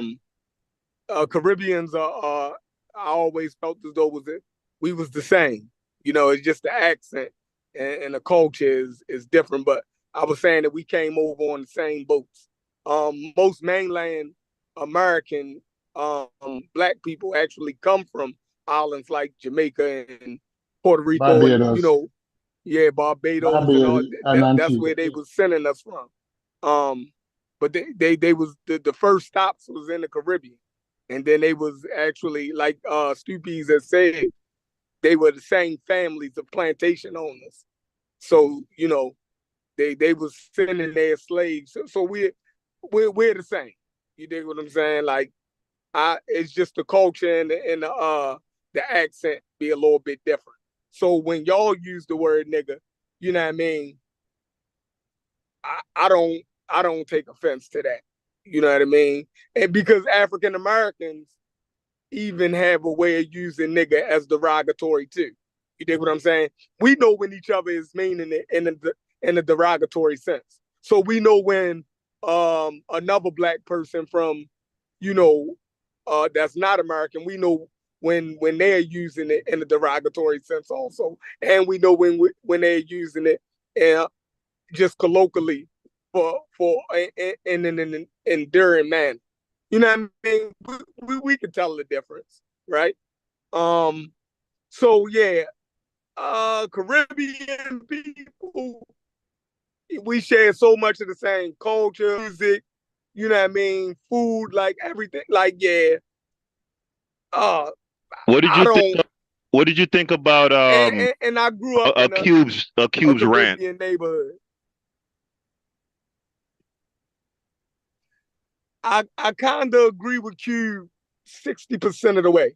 I agree with Q 60% of the way. I agree that Sarnetta might need to chill. You dig what I'm saying? Knowing his background, the word nigga might not, you know, it might not affect you. You know, you might don't have that visceral response to it the way that we do. You dig what I'm saying? So yeah, you might need to chill if you're fine with white people calling you nigga or other people calling you nigga. You shouldn't tell African Americans that that's something that they should fucking accept. That's crazy to me, right? I would never go to a Latin community and tell them that they should be cool with somebody calling them a spick. I would never go to the Jewish community and tell them that they should be all right with somebody calling them a kike, right? That would be quick, but we think that we can tell African Americans what they should allow and what they should accept. Like that's, you know, if you don't have no problem with it, you should just be quiet about it. But to tell my grand fucking nigga, it's fucking crazy. Yeah, Sarnetta was out of he was out of his mind with that. I agree with Cube on that point. That's it. Chef, let me say something. Honestly, when Bobby Banger, Unc, was defining black people and deciding who was black, I pushed back. Nuts. He was nuts. Yeah, I pushed back. Right? I pushed back. But I pushed back because I don't have a problem being black. But you see, being a nigger or an N-word, you ain't got no choice. You is. Yeah, I don't know. No, that's what I said. But I've been describing my people as black long before the 1700 instead of Negro. Right. But you see, when the N-word was used in Jamaica, the Jamaican version, we use nigger instead of nigger, a nigger man. And a nigger man had no positive connotation to it. It's all a dirty stinking nigger. It's a dirty stinking frozen nigger. It's a thieving nigger. It's a liar nigger. It's a drunken nigger. It's a retrobate nigger. I have never heard the word nigger used positively. Yeah, it's the same word, Chef, but it's never used in an endearing way. Never. Like how it is in America. When I hear people, when I first heard people in movies say my N-word, what's up, dude? My dude. I said, when did this word become positive? Oh, when did this word? But I said, okay, it must be a different word than nigger. But our dirty, stinking, frozen, thieving, liar nigger. Because that's how we were described by the white slave owner. Must be a different word than nigger. It must be a totally different word. It can't be the same word. Because if it's the same word, Black Americans have no problem styling themselves that way. But I stay out of that conversation because people say we're taking ownership of the word. we take the word, we smash it, we twist it, we turn it, with this, with that. And Hey, now it's I'm a good glad you word. brought that up, Stu Peas. What do y'all make of that argument? Because when me and Stu Peas was having discussion offline, I said that the Black American, similar to how Martin Luther King used the moral high ground, right? Because we couldn't go we couldn't go head to head with the white man insofar as militarily and all of that stuff, right? But what he did was, because America was positing itself to the rest of the world as being the moral beacon and the place for rights and freedom and justice and all of the rest of it, Martin Luther King put him in a moral conundrum, right? And he used that to leverage against them to get positive things done for the group. So likewise, I would make the argument that the N-word thing, Black Americans have effectively co-opted that word and take and reverse the polarity on it. They pull a jack move on the white man. Yeah, you was using it, nigga. This mine to the point now where a white person can't go online and say it if you want to. You can't say it. And guess what, Chef? They hate the fact that Black Americans have that type of agency and power over something, even though it's not no tremendous power, right? But it's a power nonetheless, right? But let me rebut that. But what people think, because the same white person, when he has no cameras on him and he's outside the earshot of a Black person, uses the word and he does not use it positively. So he might not say it that other people can hear it. When you ask them if they have ever used the word in private conversation, they will tell you yes. And they don't use it positively. So you don't own it.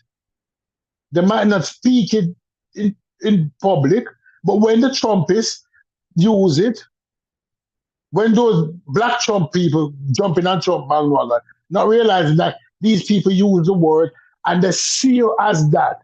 When they see you, that's the word they're thinking of. And they're not thinking about somebody positive. And I have to big up Martin Luther King, because during the time, America was in a Cold War and John F. Kennedy was acting like the Prince of Camelot. So he's shone the light on John F. Kennedy and the rest of the world, the communist USSR said, why should we abide by your rules when you don't treat Black people well? If it wasn't for the Cold War, then the Civil Rights Act wouldn't have passed. But then because John F. Kennedy didn't even want to be seen shaking Martin Luther King or meeting Martin Luther King or meeting with civil rights activists at the time because of how it might affect the vote in the South. And we need to be honest, because they saw us as N-words, not my friend. And the generation is still alive, and the children still think the way they think. So while 10% or 50% of Black people think that they change the meaning of the word, nationally they have that. The word still carry the same negative connotation, because if it didn't, you wouldn't get offended when a white person uses it. If the polarity of the word was changed, there would be no offense when a white people use it. But we know that when they use it, they're still using it in its original context. Dirty stinking nigger. So what side do you come down on that, Chef? Let me see if Chef's still there. Oh, no, he fell off. No, he fell off. Mm-hmm. He fell off. But you want the polarity of the word when you talk about ownership.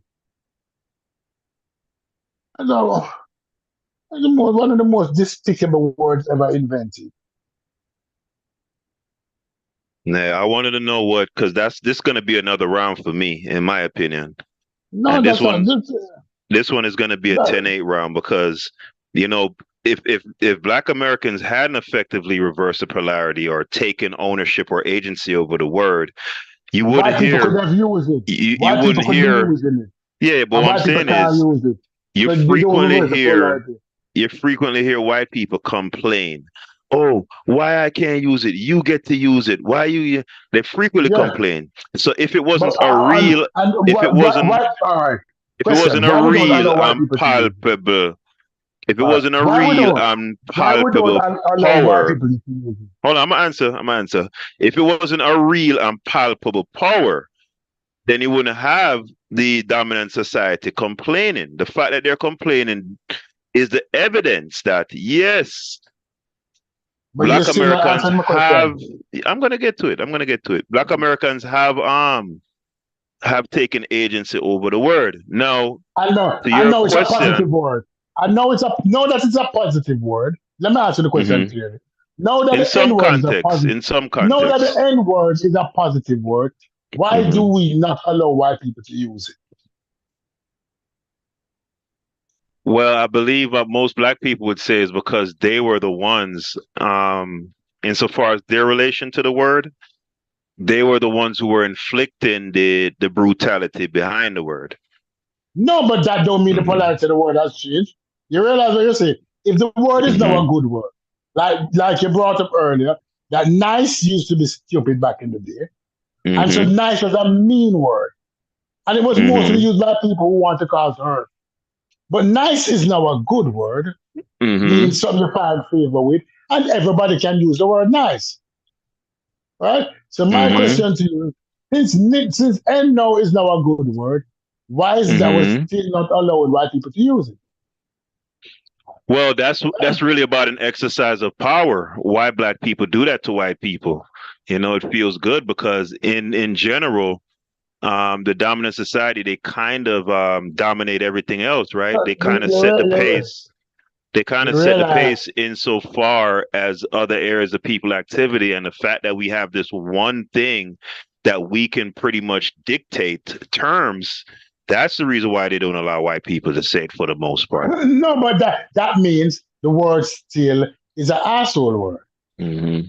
Well, it The word hasn't an completely. asshole word, All right. right? So So if you therefore, remember, if you therefore, remember when I was reading that little blurb about the English word that previously meant something, there was a transition period. So the word nice didn't immediately go from something bad to something good. It was a process. It went from nice to dainty to delightful, and then finally to what we know it is today. So that's how I would draw the analogy with that. The N word is currently in that similar type of transition. so what you're basically saying now, you know, I've moved back from the N word being a word a word that has been completely repolarized or Hmm. repolarized to a word Hmm. that now is transitioning to be Yeah, repolarized. yeah, it's been That's what you're saying. polarized, but the charge on the polarity isn't Yeah, it hasn't been yeah. a. Yeah, I'm working the analogy. The analogy still Yeah, works. yeah. So, That means it's still work. mhm. Therefore, if it has not been fully changed, you're still losing because the Yeah, fact of the matter is it's still a it's all word, about the context. It's the context. Just and like that. there's It's no just good like that context. dog word. If you call, Yeah, just like the dog, Black Americans use the word dog as a term of endearment because a dog is a man's best friend. So a person would say, "Oh, that's my and dog," but you could take and that and same you could take that and, same word and and use carry it to in the a Caribbean no, no, and no, no. carry I'm to the saying Caribbean. right. No, no, no. I'm saying right here in American society, you could use that same word as derogatorily to another person, and right here in Right, America. So it's all right. about Okay. context. Because to me, a dog is a fancy animal. A Hmm. dog is a fancy animal. And to many persons who know me, when I see people having dogs now, especially black people, having dogs and dogs kissing them in their mouth, and dog in the bed with them, and dog, an animal, a creature that can't wipe its own ass. You have him in your bed. A creature that eats his own shit, licks his own ass. You have him in your bed. I have a serious problem with that. Right? So we Mm. take up white people style, just like how we take up white people style now, instead of them calling us the N word, we start calling ourselves the N word. It's like having the dog in the bed with you. We talk about filthy animal and I want to own it. That's someone used to sleep outside in most black families from the south. Black families from the south who did have dogs. Yeah, but You don't have no that dog in whole the having the house. dogs like in bed and stuff, they got that from Europeans. They got that from white people. Then the same thing with the N-word. We get the word from the N-word from the white people now. And instead we Hmm understand what the function was to be mean, like when we get the dog from the European, and we now change the function of the dog from being a protector to being in your bed. No, no, not because they look good, we mean it good. Who said You're not going to no? take, no, we're not going to take nigga now and put it in the bed with us. Like how we put the dog in the bed with us. No, that don't Hmm feel good. It don't feel good. So you Yeah, can't but put it's your like dog into your bed. they well, yeah, I'm not doing that, but you know, in one instance, they modified the use of the word in the or they modified the use, right? So in the case of the N word, they modified the usage Mm, of it, right? In terms yeah. of this having a dog be like really super close, that's a direct facsimile of white people's behavior. They didn't Well, modify anything. You get what I'm saying? listen, white people was close to the N word. They were using it like every day. And they But would use it it to your never face. had. There was no time. Just like what you said, Jamaicans never use it in a positive context. There was no time where white Yeah. people ever used that word in nothing other than a derogatory and belittling way. Then the same thing with black people. At no time would they use dog in our house. We did have dog for protect and for use for white. Because all of a sudden now we say white people have dog a kiss up and dog a hug up. We know they call the dog and try kiss him up and hug him up. Hmm Because what is it? hmm White people embrace the N word. Because although it was never No, positively, white people. No, no, no, no, no, no. You no, tried no, it. You no. tried it. Nope, No, no, nope, nope, let me nope. finish. You No, tried it. just you're doing it to me Nope, again. No, you're doing. Let me finish. Let me nope, finish. Because did they not embrace the use of the N nope, word? nope, Was the N word not widely used by white nope, people? nope, nope. Not in the context that we're talking about. You tried it though. Nope. Rejected. I'm not saying. I am not. Listen to me carefully. I'm not saying that it was used in a positive context. I am not saying that at no time. I am saying that they embrace the use of the N word to define a group of people that did that lie. You can embrace something because you love it. Oh, you're saying that they use it like The widespread. Okay. Okay. widespreadly use it, embrace the Okay. use of it. All right. They Sure. No love problem. to use it. I can They go for love that. using it. Every time they say a black person, look at that N word go. That Jesse Jackson, that's one fast nigga. When Jesse Jackson came back from winning 4 Olympic gold medals, when Muhammad Ali came back from winning the, the heavyweight championship of the world at the Olympics, he had to throw away his medal because when he went into that coffee shop, the greatest ever was still a nigga. And you want to take that word and use that word? A word to belittle our greatest ever, our greatest champion ever. And go and read the story about Cassius Clay Muhammad Ali, the greatest ever, how he threw away his Olympic gold medal. He came back a nigga, and it wasn't used in any nice way. That 4 Olympic gold medal that Jesse Jackson came back home to, he came back home a nigga, and it wasn't used in any nice way. So anybody who telling me that they can embrace and repolarize that word, you must be crazy. Tell that to somebody else. You're mad. Well, I'm not selling you on the idea Crazy. that I'm not selling you on the idea. I'm telling you that it's a material reality. It's So you think happened. the stupid people, not And I'm not calling you that stupid. can't I'm be not calling you stupid. no, I'm saying that can't be denied. When you hear white people complain about not being able to use it No, while black people can use it, that's a real palpable actual thing no, happening in but reality. that don't mean shit. That's because It's not a white matter people, of so you're saying white reality people, so wait, no, actuality doesn't mean anything? white people cannot use it publicly. That's what you're not saying. Yes, But they that's still well. Come use on, it. of course, that's what I'm talking about, Stoopies.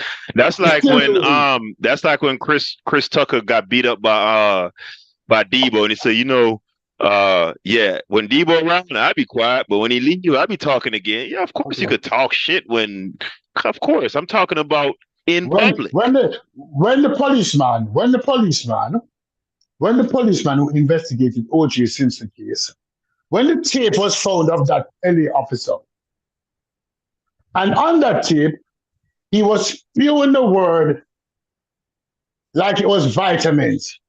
Do you remember that?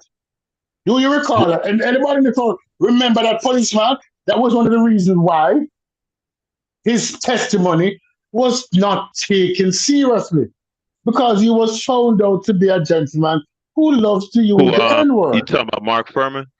Mark Furman. In the OJ case? No.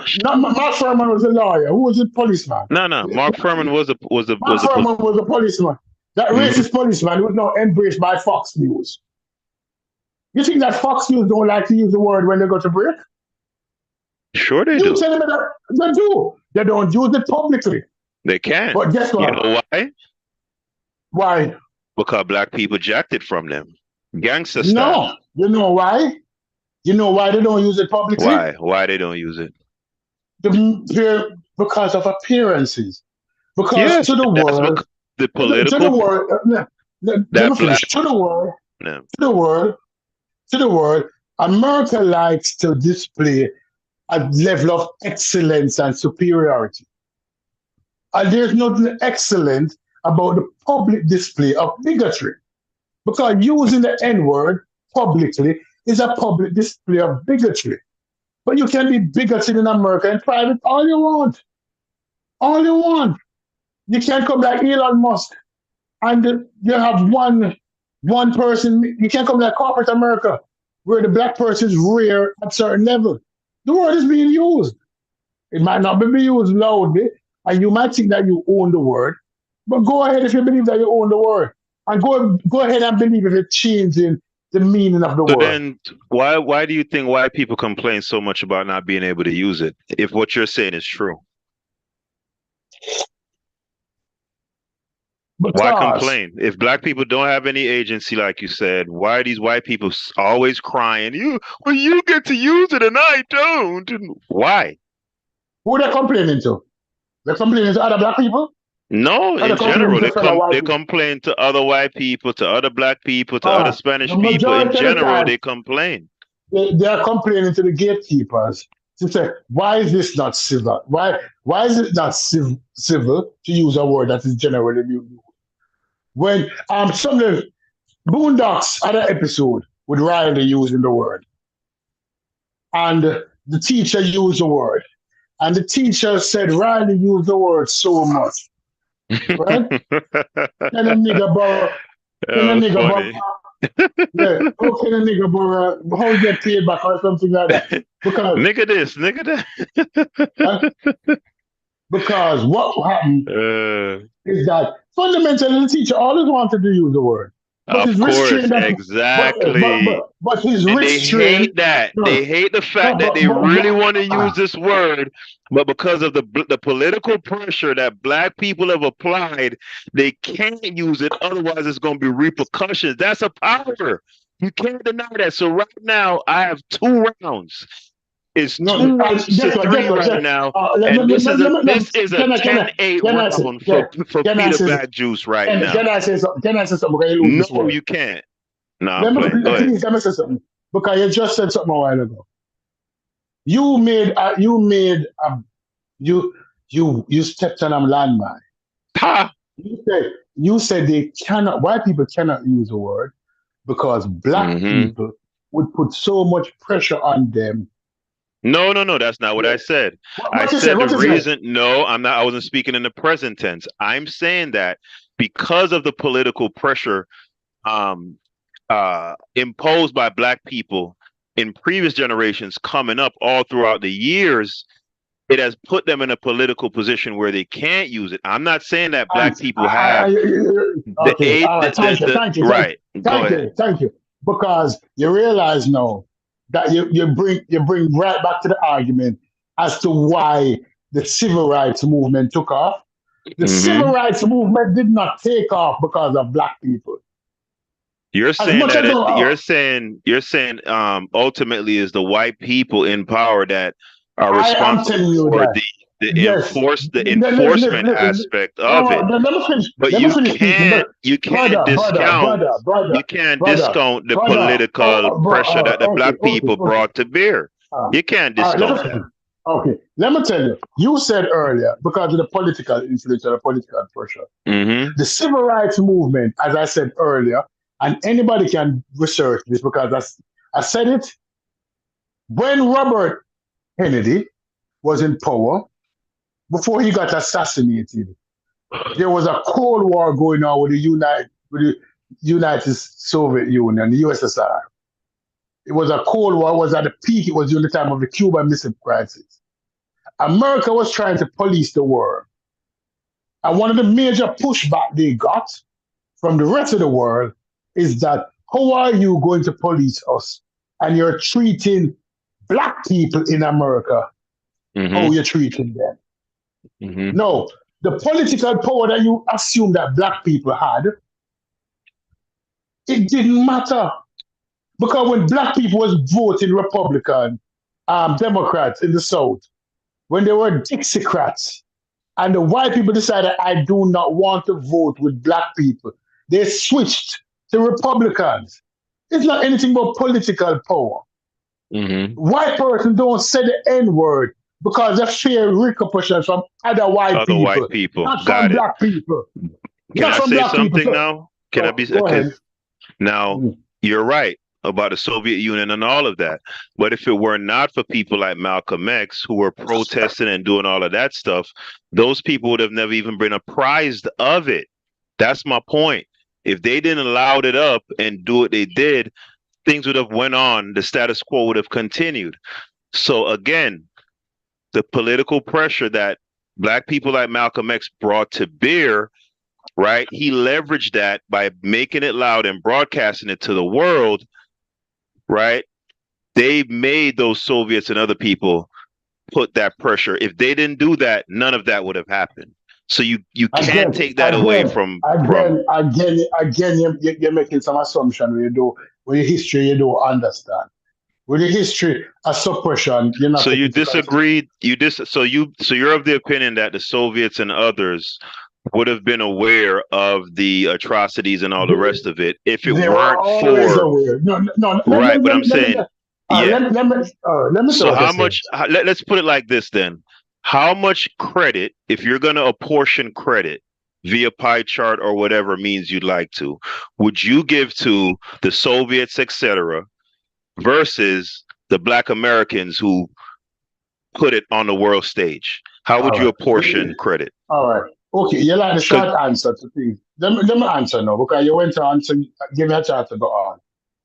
As much as we like to believe that the influence of our protest was fundamentally the reason for change, not realizing the bigger socio-political global picture of what was taking place at the time. Don't forget to give me a number. No. Let me finish. Okay. Let me finish. When the Congos was being decimated by King Leopold, Michael, something the Twain, the author, what's his name? Twain, who had Huckleberry Finn.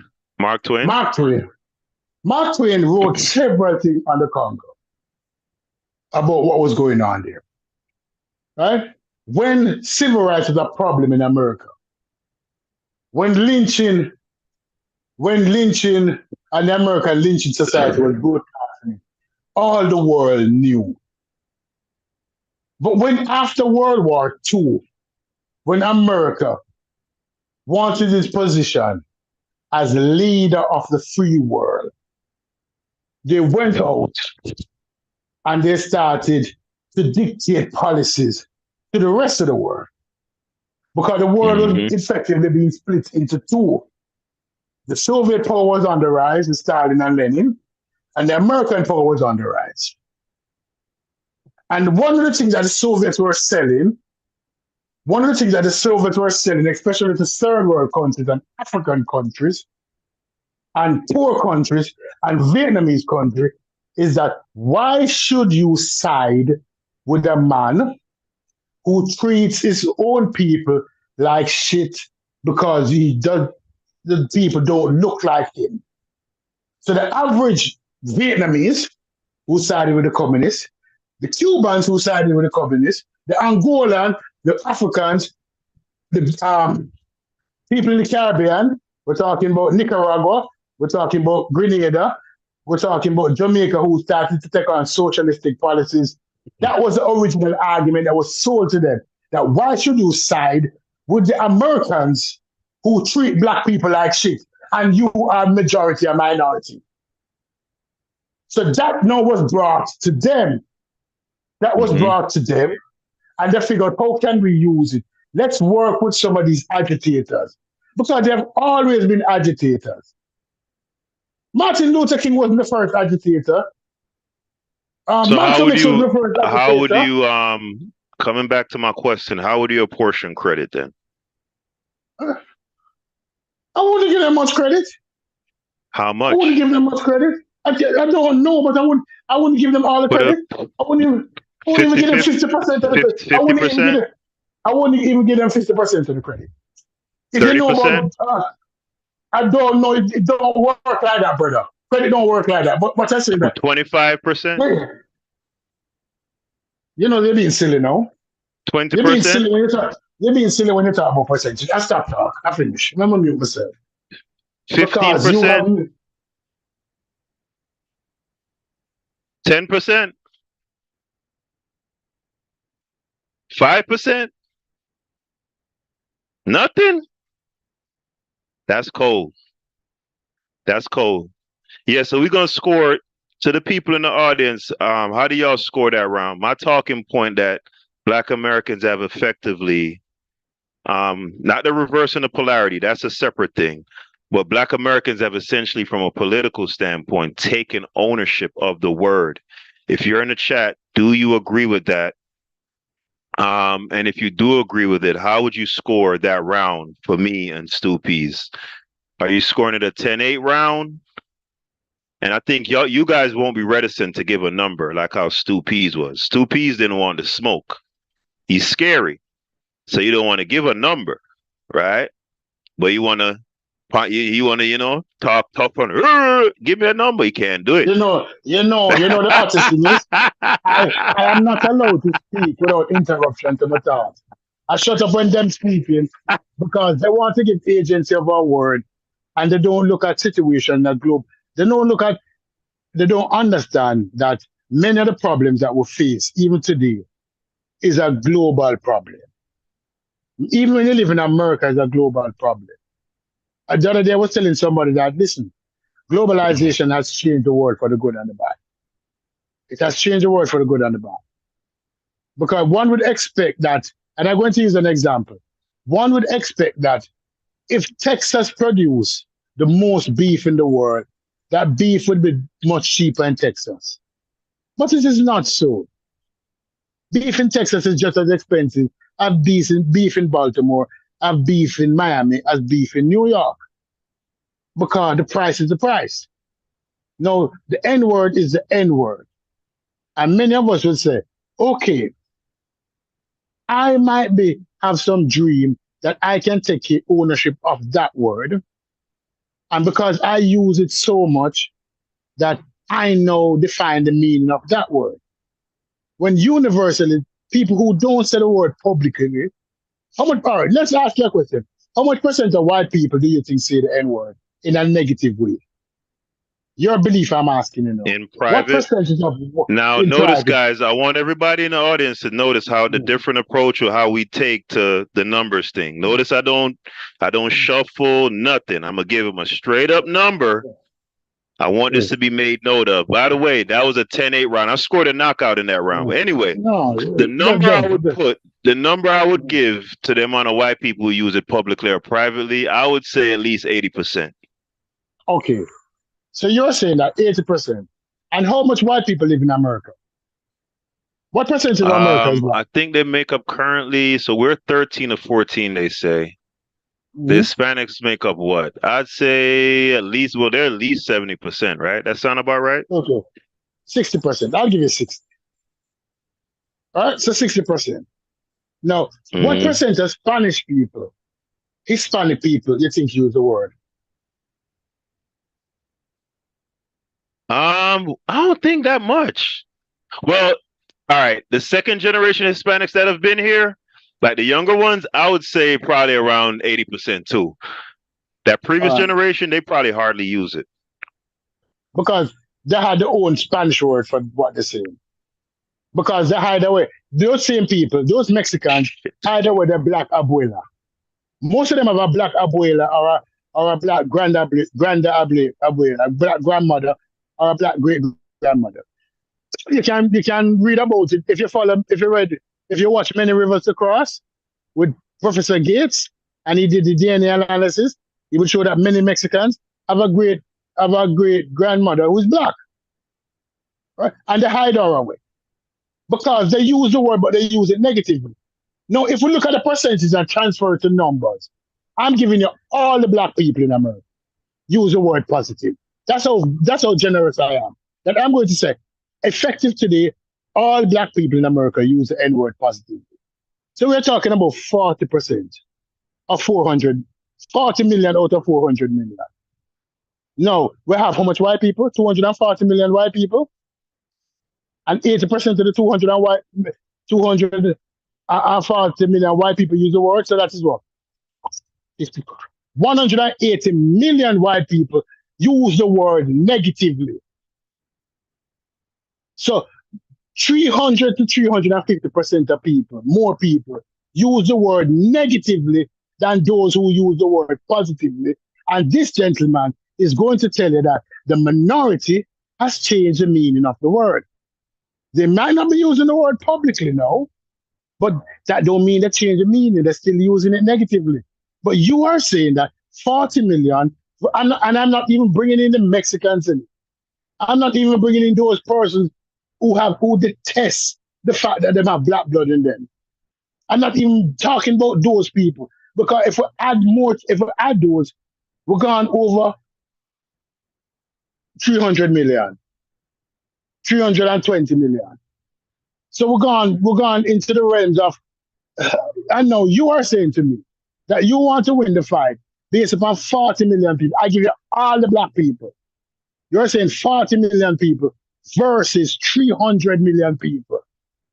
And you're saying that the 40 million people has won because 40 million people have changed the polarity. Dude, if you do the math, you're wrong. And that is a knockout. I think I've been patient. I think I've been patient. I let you go for about 3 minutes. So, we just got the decision back from the cards. 10-8 round for back juice. So we're moving on. See, no, I'm just not your numbers. That's a chat. That's a chat one for me. All right. The chat decides. Let me look on the chat. Because the chat there. No, listen, people. I want the people listening back to the show in the whole way. Not the people on the show now, because I only have 670 max. I want to go back to. I want everybody to say something in the comments if they agree that the word has been changed by the 40 million black people. No, I didn't say change. I didn't say change. Remember, the polarity argument is a separate argument. This argument we're on now is if black people have taken agency, effectively taken agency over the word. Have they pulled a jack move? Do we own the word now? Oh Lord, 40 million people own the word versus 300 million people. Yeah, that shows you how powerful, that kind of fortifies my point. The fact that 40 million people, this is what you call what? Disillusion. This is when somebody's disillusioned. When the numbers don't add up, they still say they're winning. They're adding up, they're counting the votes. This is what you call a banana republic. You're counting the vote and you're 40 million. This is a real Trump argument. You lose the election and you're still saying that you win and you had less votes. All right, Stu, can I ask you something? They win the word, but they have less people using. Can I ask you something, Stu? Go ahead. How many people are in Vietnam? You don't know the answer. It's rhetorical, right? It's a lot less. People. It's a lot less than the United States. And insofar as when they went to war with the United States, and the United States had the numbers and the technology and still got their ass whooped. So that number shit you bringing up, that don't mean nothing. The 40 million are dictate when it comes to the N-word. When it comes to the N-word, You see what you don't know The about 40 million. Hold on, let me finish making this point. No, because you see, you don't know nothing Let me about finish. I'm almost geopolitics. done. I'm almost done. No, how about people I'm in almost China? finished. How Once I about say people it, in then you China? can go. Let me ask you a question. Just hold How on. about Let me people just in finish. China? Oh, go ahead. Stoopies. Let me just finish. I'm almost done. The 40 million are effectively dictating terms to the 300 million when it comes to the N word. That's just a fact, brother. Okay, all right, let me ask you a question now. How much people in China? It's at 1 billion plus. How much people in Ukraine? I don't know. Would you agree with me that America is now fighting a quasi war with the Soviet Union through Ukraine? Would you agree with that, or would you disagree with that? That Who's that the arming the US is Ukraine? fighting a A proxy war quasi war. against A proxy war. Soviet Union using the Ukraine. against Russia. Yes. Would you agree with that? Who's arming the Ukraine? Yeah. They're fighting like a proxy war. Okay, I could go for that. All right. How many people in Vietnam? Let's say 60 million. You said 60 million? How many people in China? 1 billion. 1 billion. Who was arming the Vietnamese army and constantly resupplying them through the Vietnamese conflict? Was it not the Chinese? So would I agree with you Say that again? Oh, you said the Chinese the were helping the Chinese were Vietnamese. arming the Vietnamese? Wouldn't you agree that based on population and the number of manpower, that the Chinese had far more vote than the Americans? Yeah, but they weren't contributing troops. So Of course far they as were. numbers, no, they weren't. They were giving supplies. In any Right, they weren't contributing troops. So they were doing what the Americans are doing now with the Ukraine. Right, So giving them supplies and stuff, but insofar as so therefore, would you agree that the Chinese and the Americans were fighting a proxy war in Vietnam? Sure, the Vietnamese outnumbered them. And they were still no, because not everybody in the population is soldier, and the amount of soldiers that the Americans send over there was far less than the population of the Vietnamese. So the armies were almost equal in numbers. Go and read it up and look it up. I love the Vietnamese war. I read up on that. So by proxy, the Americans were actually fighting the Chinese. So the Americans did not lose to the Vietnamese; they lost to the Chinese. So when you talk about numbers of 40 million, that you're not looking at the big picture. You're a little picture kind of guy. I get your argument. So if Ukraine ends up losing or winning this war, it's the American that win the war, and if they lose the war, it's the American that lose the war. That means that the Americans lost the war. Just like in Afghanistan. Remember when the Soviet Union was, let me use other examples because let me finish. Because let me use more examples for you. When the Soviet Union were in Afghanistan and the Americans were supplying the what do you call them again? The name Taliban, no, but it was all the Taliban. When the Americans were supplying them with surface-to-air missiles and weapons, the Americans were fighting the Soviet Union in a proxy war using those Arabs. When the Americans were fighting the Iraqi and Iraq and Iran were fighting in the first Iraq-Iran war, and the Americans were supplying Iran with weapons. That's why Iran have F-14 Tomcats. The most person who shot down a plane with an F-14 is not an America or F-15. Sorry, it's actually an Iranian pilot that was being supplied by the Americans. Is after Iran fall and the dictator was and the president was kicked out by the Ayatollah that America and Iran is no longer friends, but they were big friends. So the Americans were fighting the Iraqis. That's how proxy war worked. What was happening in Vietnam? The example that you used is a weak example. So hold and sit down and take a 10-8 because you get knocked out. Hold a 10-8 because you're bringing up analogy a situation that you don't know nothing about. Well, you know what? Kind of guy. You know what? You fought valiantly. I have to give it to you. You fought vallantly. But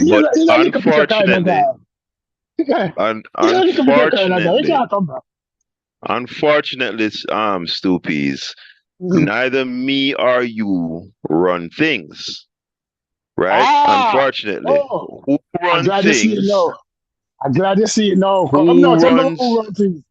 Who Who run things? runs? Who runs things are the arbiters in the chat, and they Okay. have spoken, and they have spoken resoundingly clear that in this round, Peter Bagjuice has vanquished one Stoopies. So that is it, brother. Okay. All right. The only person I listen to now is Chef. I call Chef the judge. The crowd can be cheering and deciding. But let Chef judge it. Chef Ring, we need you back. I Oh need you damn! The to chef judge it. come back in. Let me check the No, I he didn't didn't even come check back the in. thing. Oh no, because he asked for the link. I put it in there. Hey, chef, you in the Yeah. you in the chat? I put the link back. Come back in, Chef. Come back in, Chef. Because you're talking about 40 million You people trying to change. get? You Come trying on, to bro. recruit help? You trying to No, recruit help? no. I am. Listen. Would we agree that Chef is a great reference? Would you agree that Chef know how to balance on a tightrope? That he is the person now in the community who can walk that tightrope? That he can sit on the fence? Eh? chef, chef is That, the ultimate. Chef is the ultimate diplomat for sure. right? And what you saying that Chef is Humpty Dumpty sitting on a wall? Let's hope the Chef have a great fall. All right? But Chef is the one who if Chef say Snoop is the lose, I will take the lose. But Chef not going to say that because you're losing. You're Nah, you losing lost the this round argument. because No, he gave you what the first three. I think it was 3-1. He said right through the yeah. first And it's four rounds, and how and much rounds we then gone? Seven. We got 7 rounds and we win. Let's say we I win don't one think out we've of the gone seven. Yeah. seven. If we No, go on I six, think yeah, if it's we a go on six. six, if we So go you on were six, up it's 42. 3-1, and I just It's won the last 42. two. No. So It's it's 42. 3-3. No, in It's your three dream, it's three, 42. and I'm It's ahead on 42. points because Because I scored a I win 10-8 that. No. round. There's no 10 round. So I I'm win, probably but up. four. I think I'm up 1 point right now. Think I'm It's up 1 point 42 right now. You because definitely I win the numbers game because you talk about the numbers and I win the numbers game. I win the the numbers numbers. are up between what Vietnam and Now the numbers between the amount of white people still using nigger and the yeah, amount in of black people. private. In private. And yes, and That in don't private, but count. it's We're still talking about no, power no. again. So that's like saying Smokey had power because he talked when Debo wasn't around. You know, anybody could talk when But when the listen, big bad bully not around. But and insofar as the again, N let word me goes read and the about that. usage of Let, it, let, let me the read black about that. Let me American read is about the that. big bad bully, and the white Let, let me, American can't say that shit in his presence. He got to wait till he go home. and let me tell you about something about power because you're saying power. Real true power walks silently and carry a big stick. Ronald Reagan said that. I walk silently and I carry a big stick. No, that is power. And when white people use the word nigger in private, they're walking silently. And the big stick is we still have not attained the heights that we should have reached. They still are able to oppress us, although they speak silently and carry a big stick. But because you speak loud and can advertise, you think that is power. But that's not power. That's not power. So, but that's not the So argument. you're That's not saying what we're. the black American don't have any power. Where in America? Mm-hmm. In America, Hey, be how much careful. money was sent? In America, let's use No, it from a go. I monetary. want you to come out and No, say it. no, let me say it. Let's Do the use it black from a American have any monetary. power? No. Let me answer it this way. Let's use it from a Mm-hmm. monetary stand.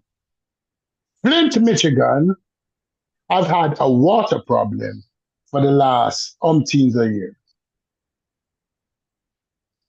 The water crisis could be solved in Flint, Michigan with $1 billion. Since those times, Israel has been given more than $50 billion in aid to do any shit they want.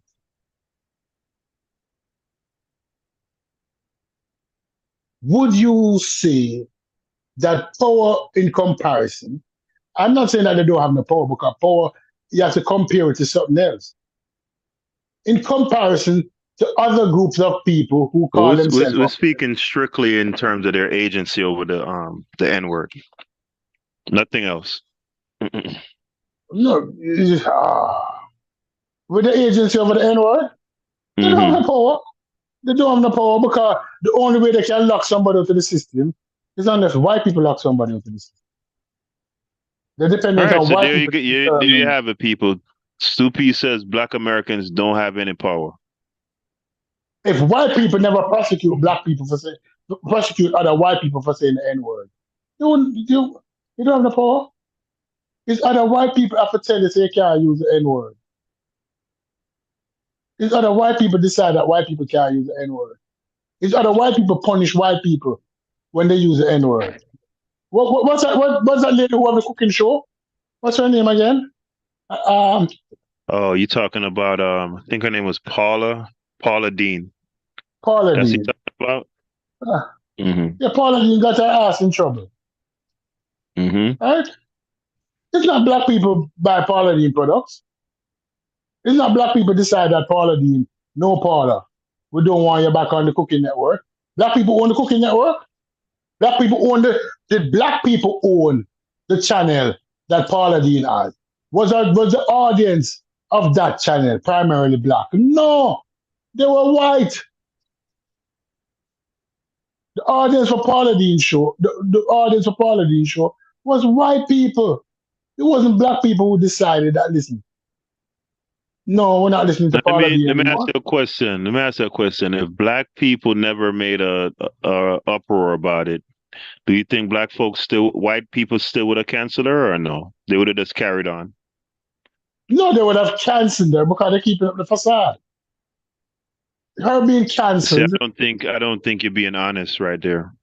her being cancelled had nothing to do with black people, really. Her Yeah, being cancelled you're not being honest. has to do with woke, If black has to people do with didn't woke white people. if black people Uh, didn't say anything or didn't care, white people wouldn't think anything of it. They would think that, oh, they're not saying anything, they're not complaining, so that means they're okay with it, and things go on just how they were. So oh Lord, you're not being oh honest, right? Lord. But But did black people really care? Did black people really care? they showed how Let's, much they cared. how they showed how they care. Tell me how they What show how they care. ended up happening to her? They made it. Again, it was white Well, people who we're took not her saying off the air. who was effective. Your question to me is whether or not black folks cared whether or not she said what she said, not about who was effective, right? So if I'm answering that question, the fact that black people did come out and make a big stink about it, that you would agree that Black people, happened, right? black people didn't come out and make a big thing. There was not one demonstration. I dare you to show Uh, me one demonstration that occurred from black people. Oh, don't worry, There it's was not. coming. Show me. There was. Be careful what you ask I'm for. not careful about my answer because not one demonstration was shown. No demonstration never showed. Trust me find that. No, watch it. Nobody ever demonstrate. So the only thing You that know really care. qualifies as an uproar is people marching in the street with picket fences. That's what you're That's the voice. That's the that's the voice of black premise people. that you're setting The up. premise that I'm setting up is that's the voice of black people. That's what Oh, black so, people so always anything do. outside of that doesn't qualify as up. Yes, they don't care. They don't care. That's the voice. That's the premise. That's Yeah, what black people I normally don't do. if That's what black people normally do when something bother them. I don't think When when when when an when objective when observer would agree with that take. of course, if black people don't demonstrate, they don't care. And you might not believe me on that, but anything black people care about, they demonstrate on it. They have a demonstration en masse. Nobody demonstrates about Paladin. Not one person. All right, we're gonna source Nobody up on Stoop. demonstrated. We're gonna source up on Yeah, you can Stoopy's. look at it. I followed it. Nobody, the press, it came in CNN 1 or 2 times. Black people didn't care. Because We're gonna source up they on didn't Stoop give, right they didn't quick. give a flying fish who You Paladin know if you was. can see my let me know if you Black can see my people, screen. wasn't watching Southern Paladin with a Southern twang because black people knew what Paladin was. Black people never have no that Paula Dean came from a racist. Paula Dean age and where Paula Dean lived down south. People already knew what she was.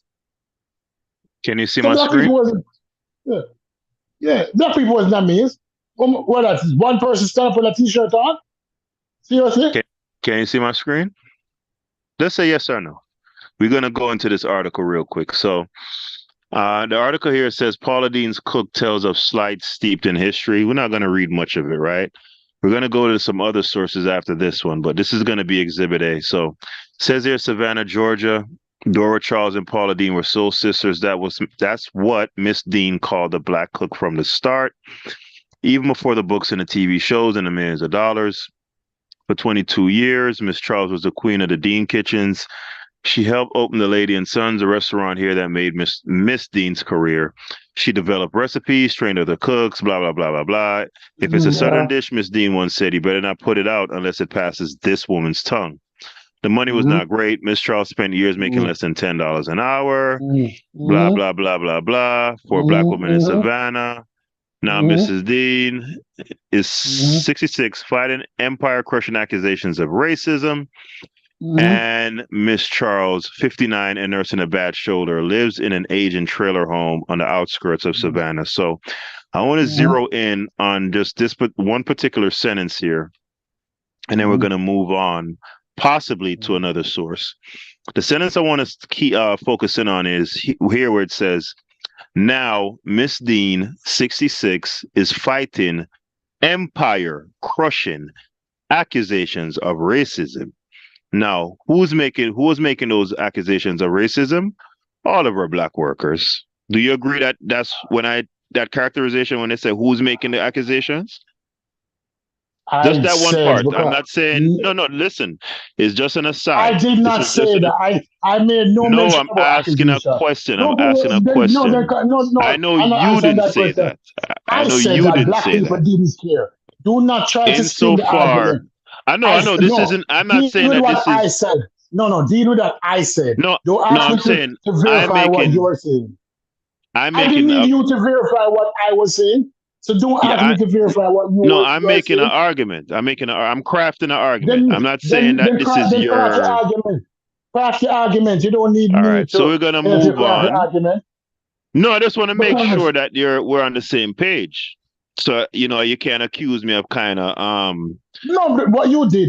Spinning and twisting anything. No, because that's what you did a while ago. So it says Miss Dean, the people who were making the accusations were her black workers, right?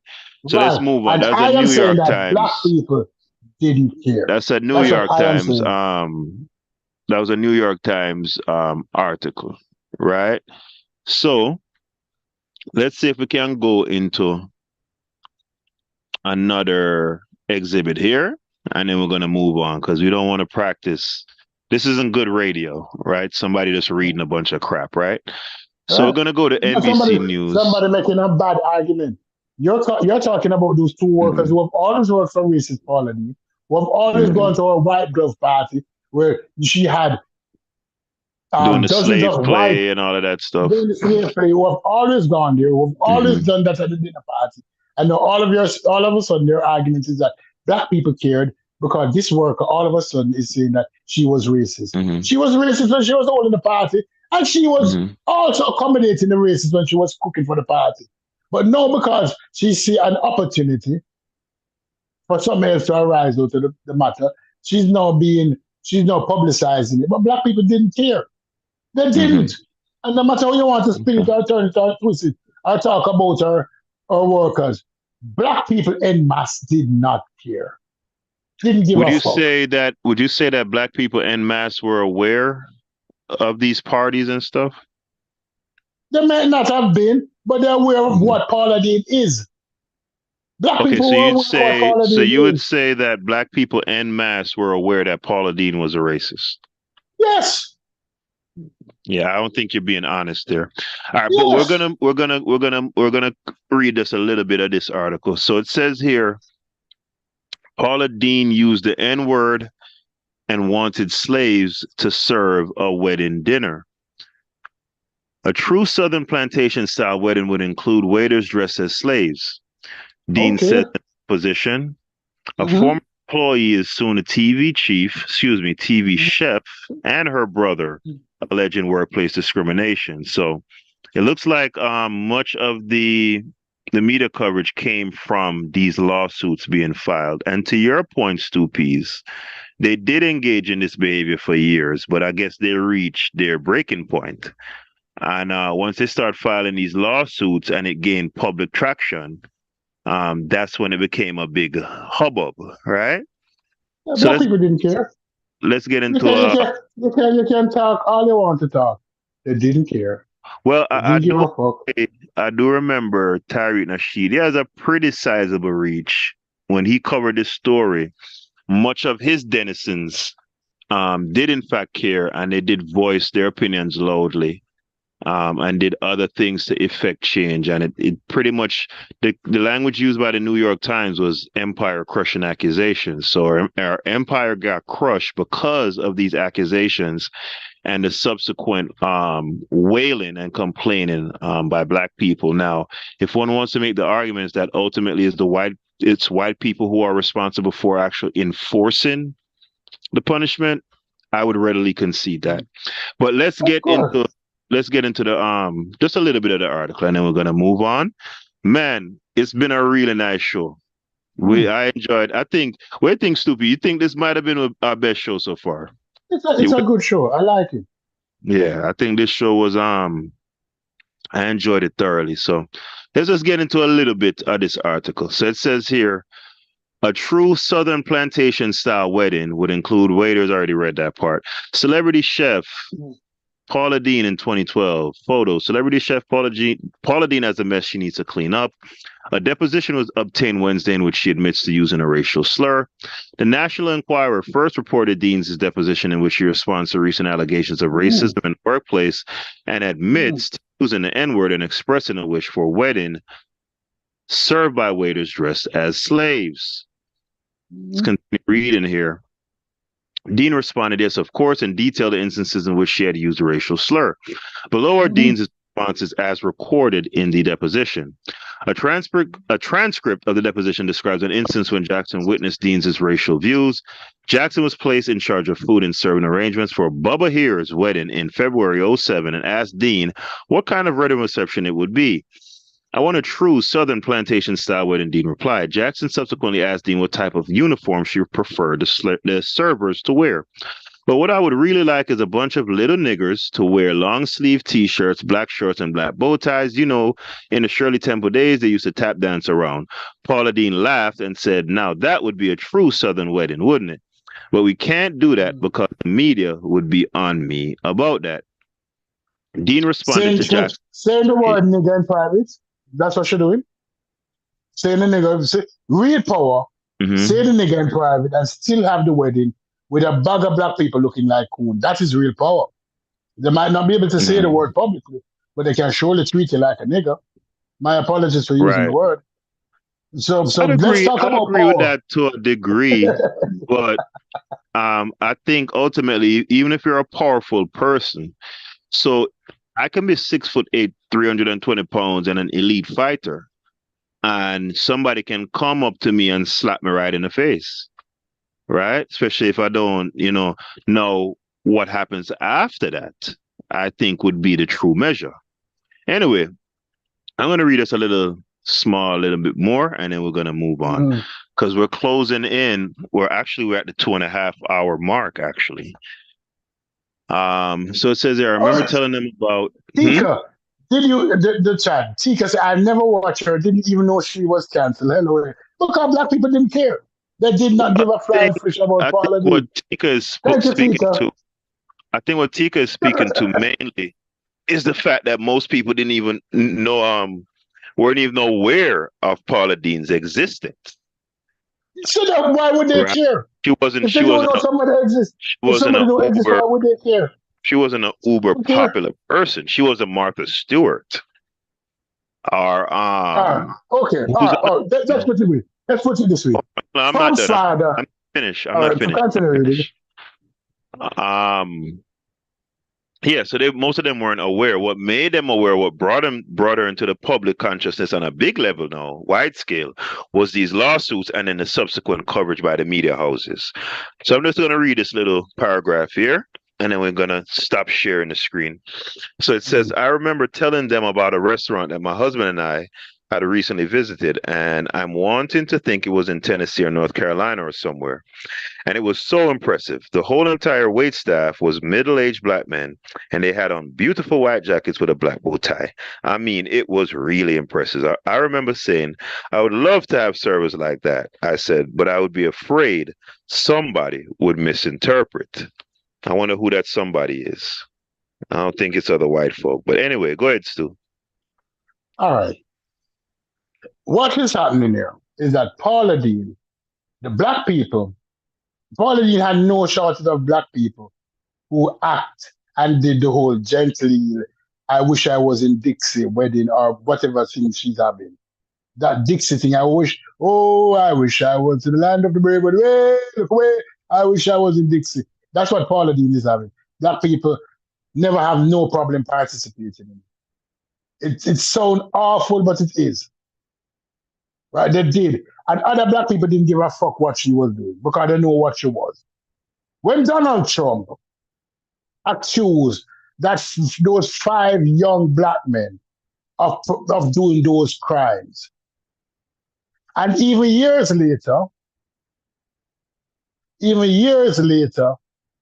when it was found out, remember Donald Trump took out an entire page in the New York Times condemning these 5 young men.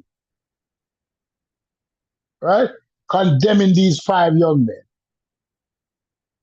And when it was found out and proof was given to him that, listen, that was one of the most racist things. You lied on black men. You basically injured them because of what you did. You set up the whole city to view them as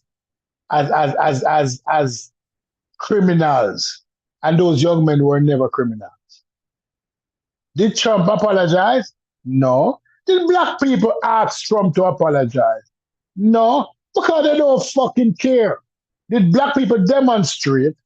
Who was making a big issue about what was the name of the park, the Central Park 5? Was it black people or white people? It's white people all. I can't. It was mostly black people doing the complaining, but I mean, if you're saying that it's white people that do the enforcing, like I said, I can see that. I don't have a problem conceding that. And black people weren't complaining to any big deal level because now that we have blacks for Trump, black Republican, we have one of them in what we listen to regularly, Thunder. Ask Thunder about the Central Park 5. How can he back a man without that level of integrity? And Thunder will tell you that he doesn't care. That's a difficult thing about it, you know. That's a realization I have to accept. That when you're thinking about we having power, is that the system has been manipulated in such a way that black people no longer care.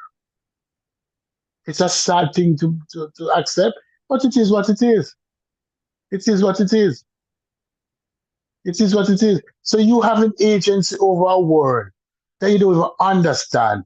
You don't have any power. When Trump called you a nigger, he take 2 pages out in the New York Times and he tells a lie on you. That's how he calls you a nigger. When you call somebody a nigger, it's a term of endearment. That is what power is. Speak silently and carry a big stick. Call them a nigger behind them back, but oppress them any chance they get. They will think that they have agency over the world, but nigga, you don't. You don't, and you never had. And I laugh at you when I hear you calling each other a nigga. Because you're doing it for me.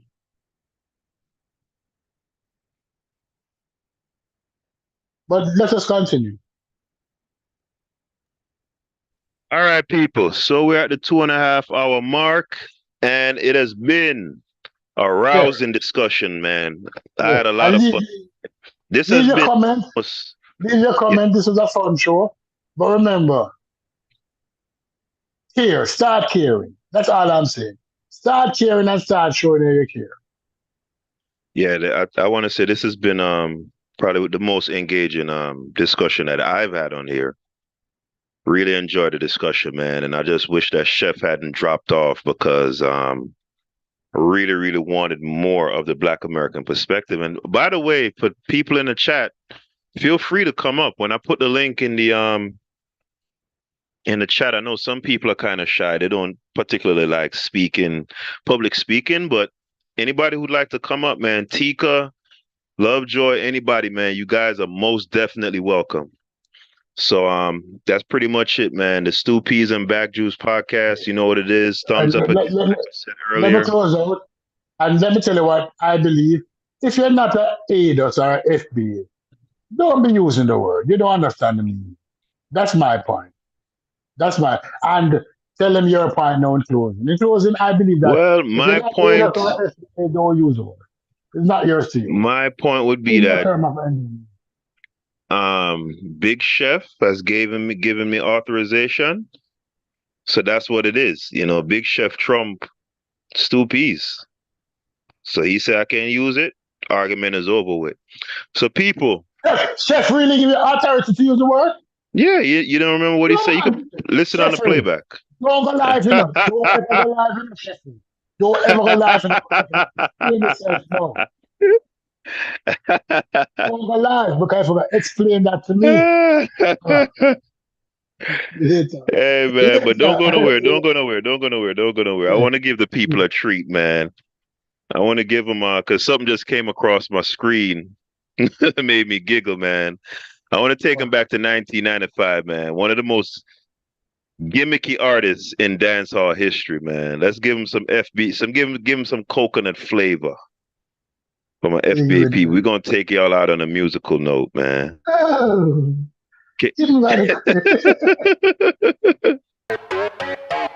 All over the world, girls are crying for Snagger and Woody Woodpecker. Yeah, yeah.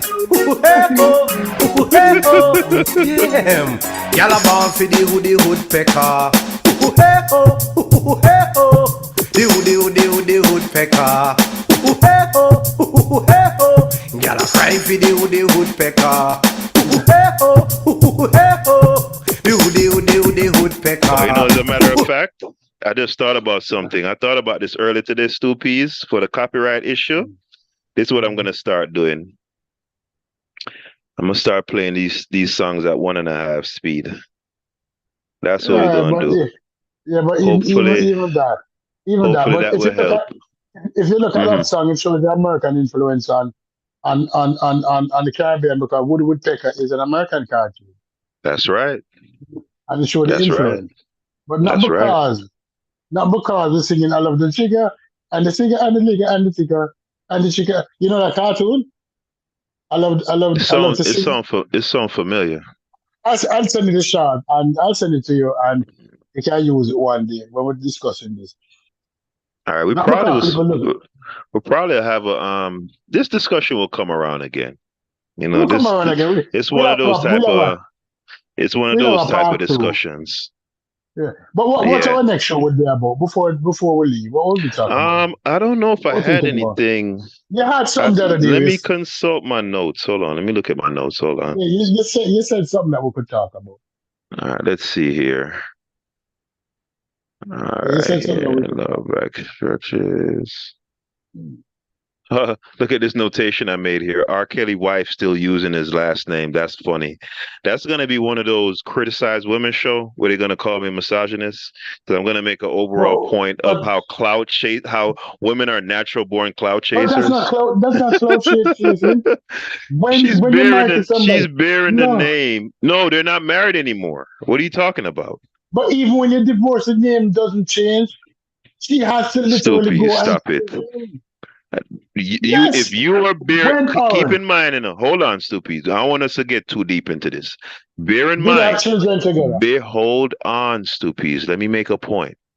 Bear in mind that this woman was complaining that this man was assaulting and abusing her, right?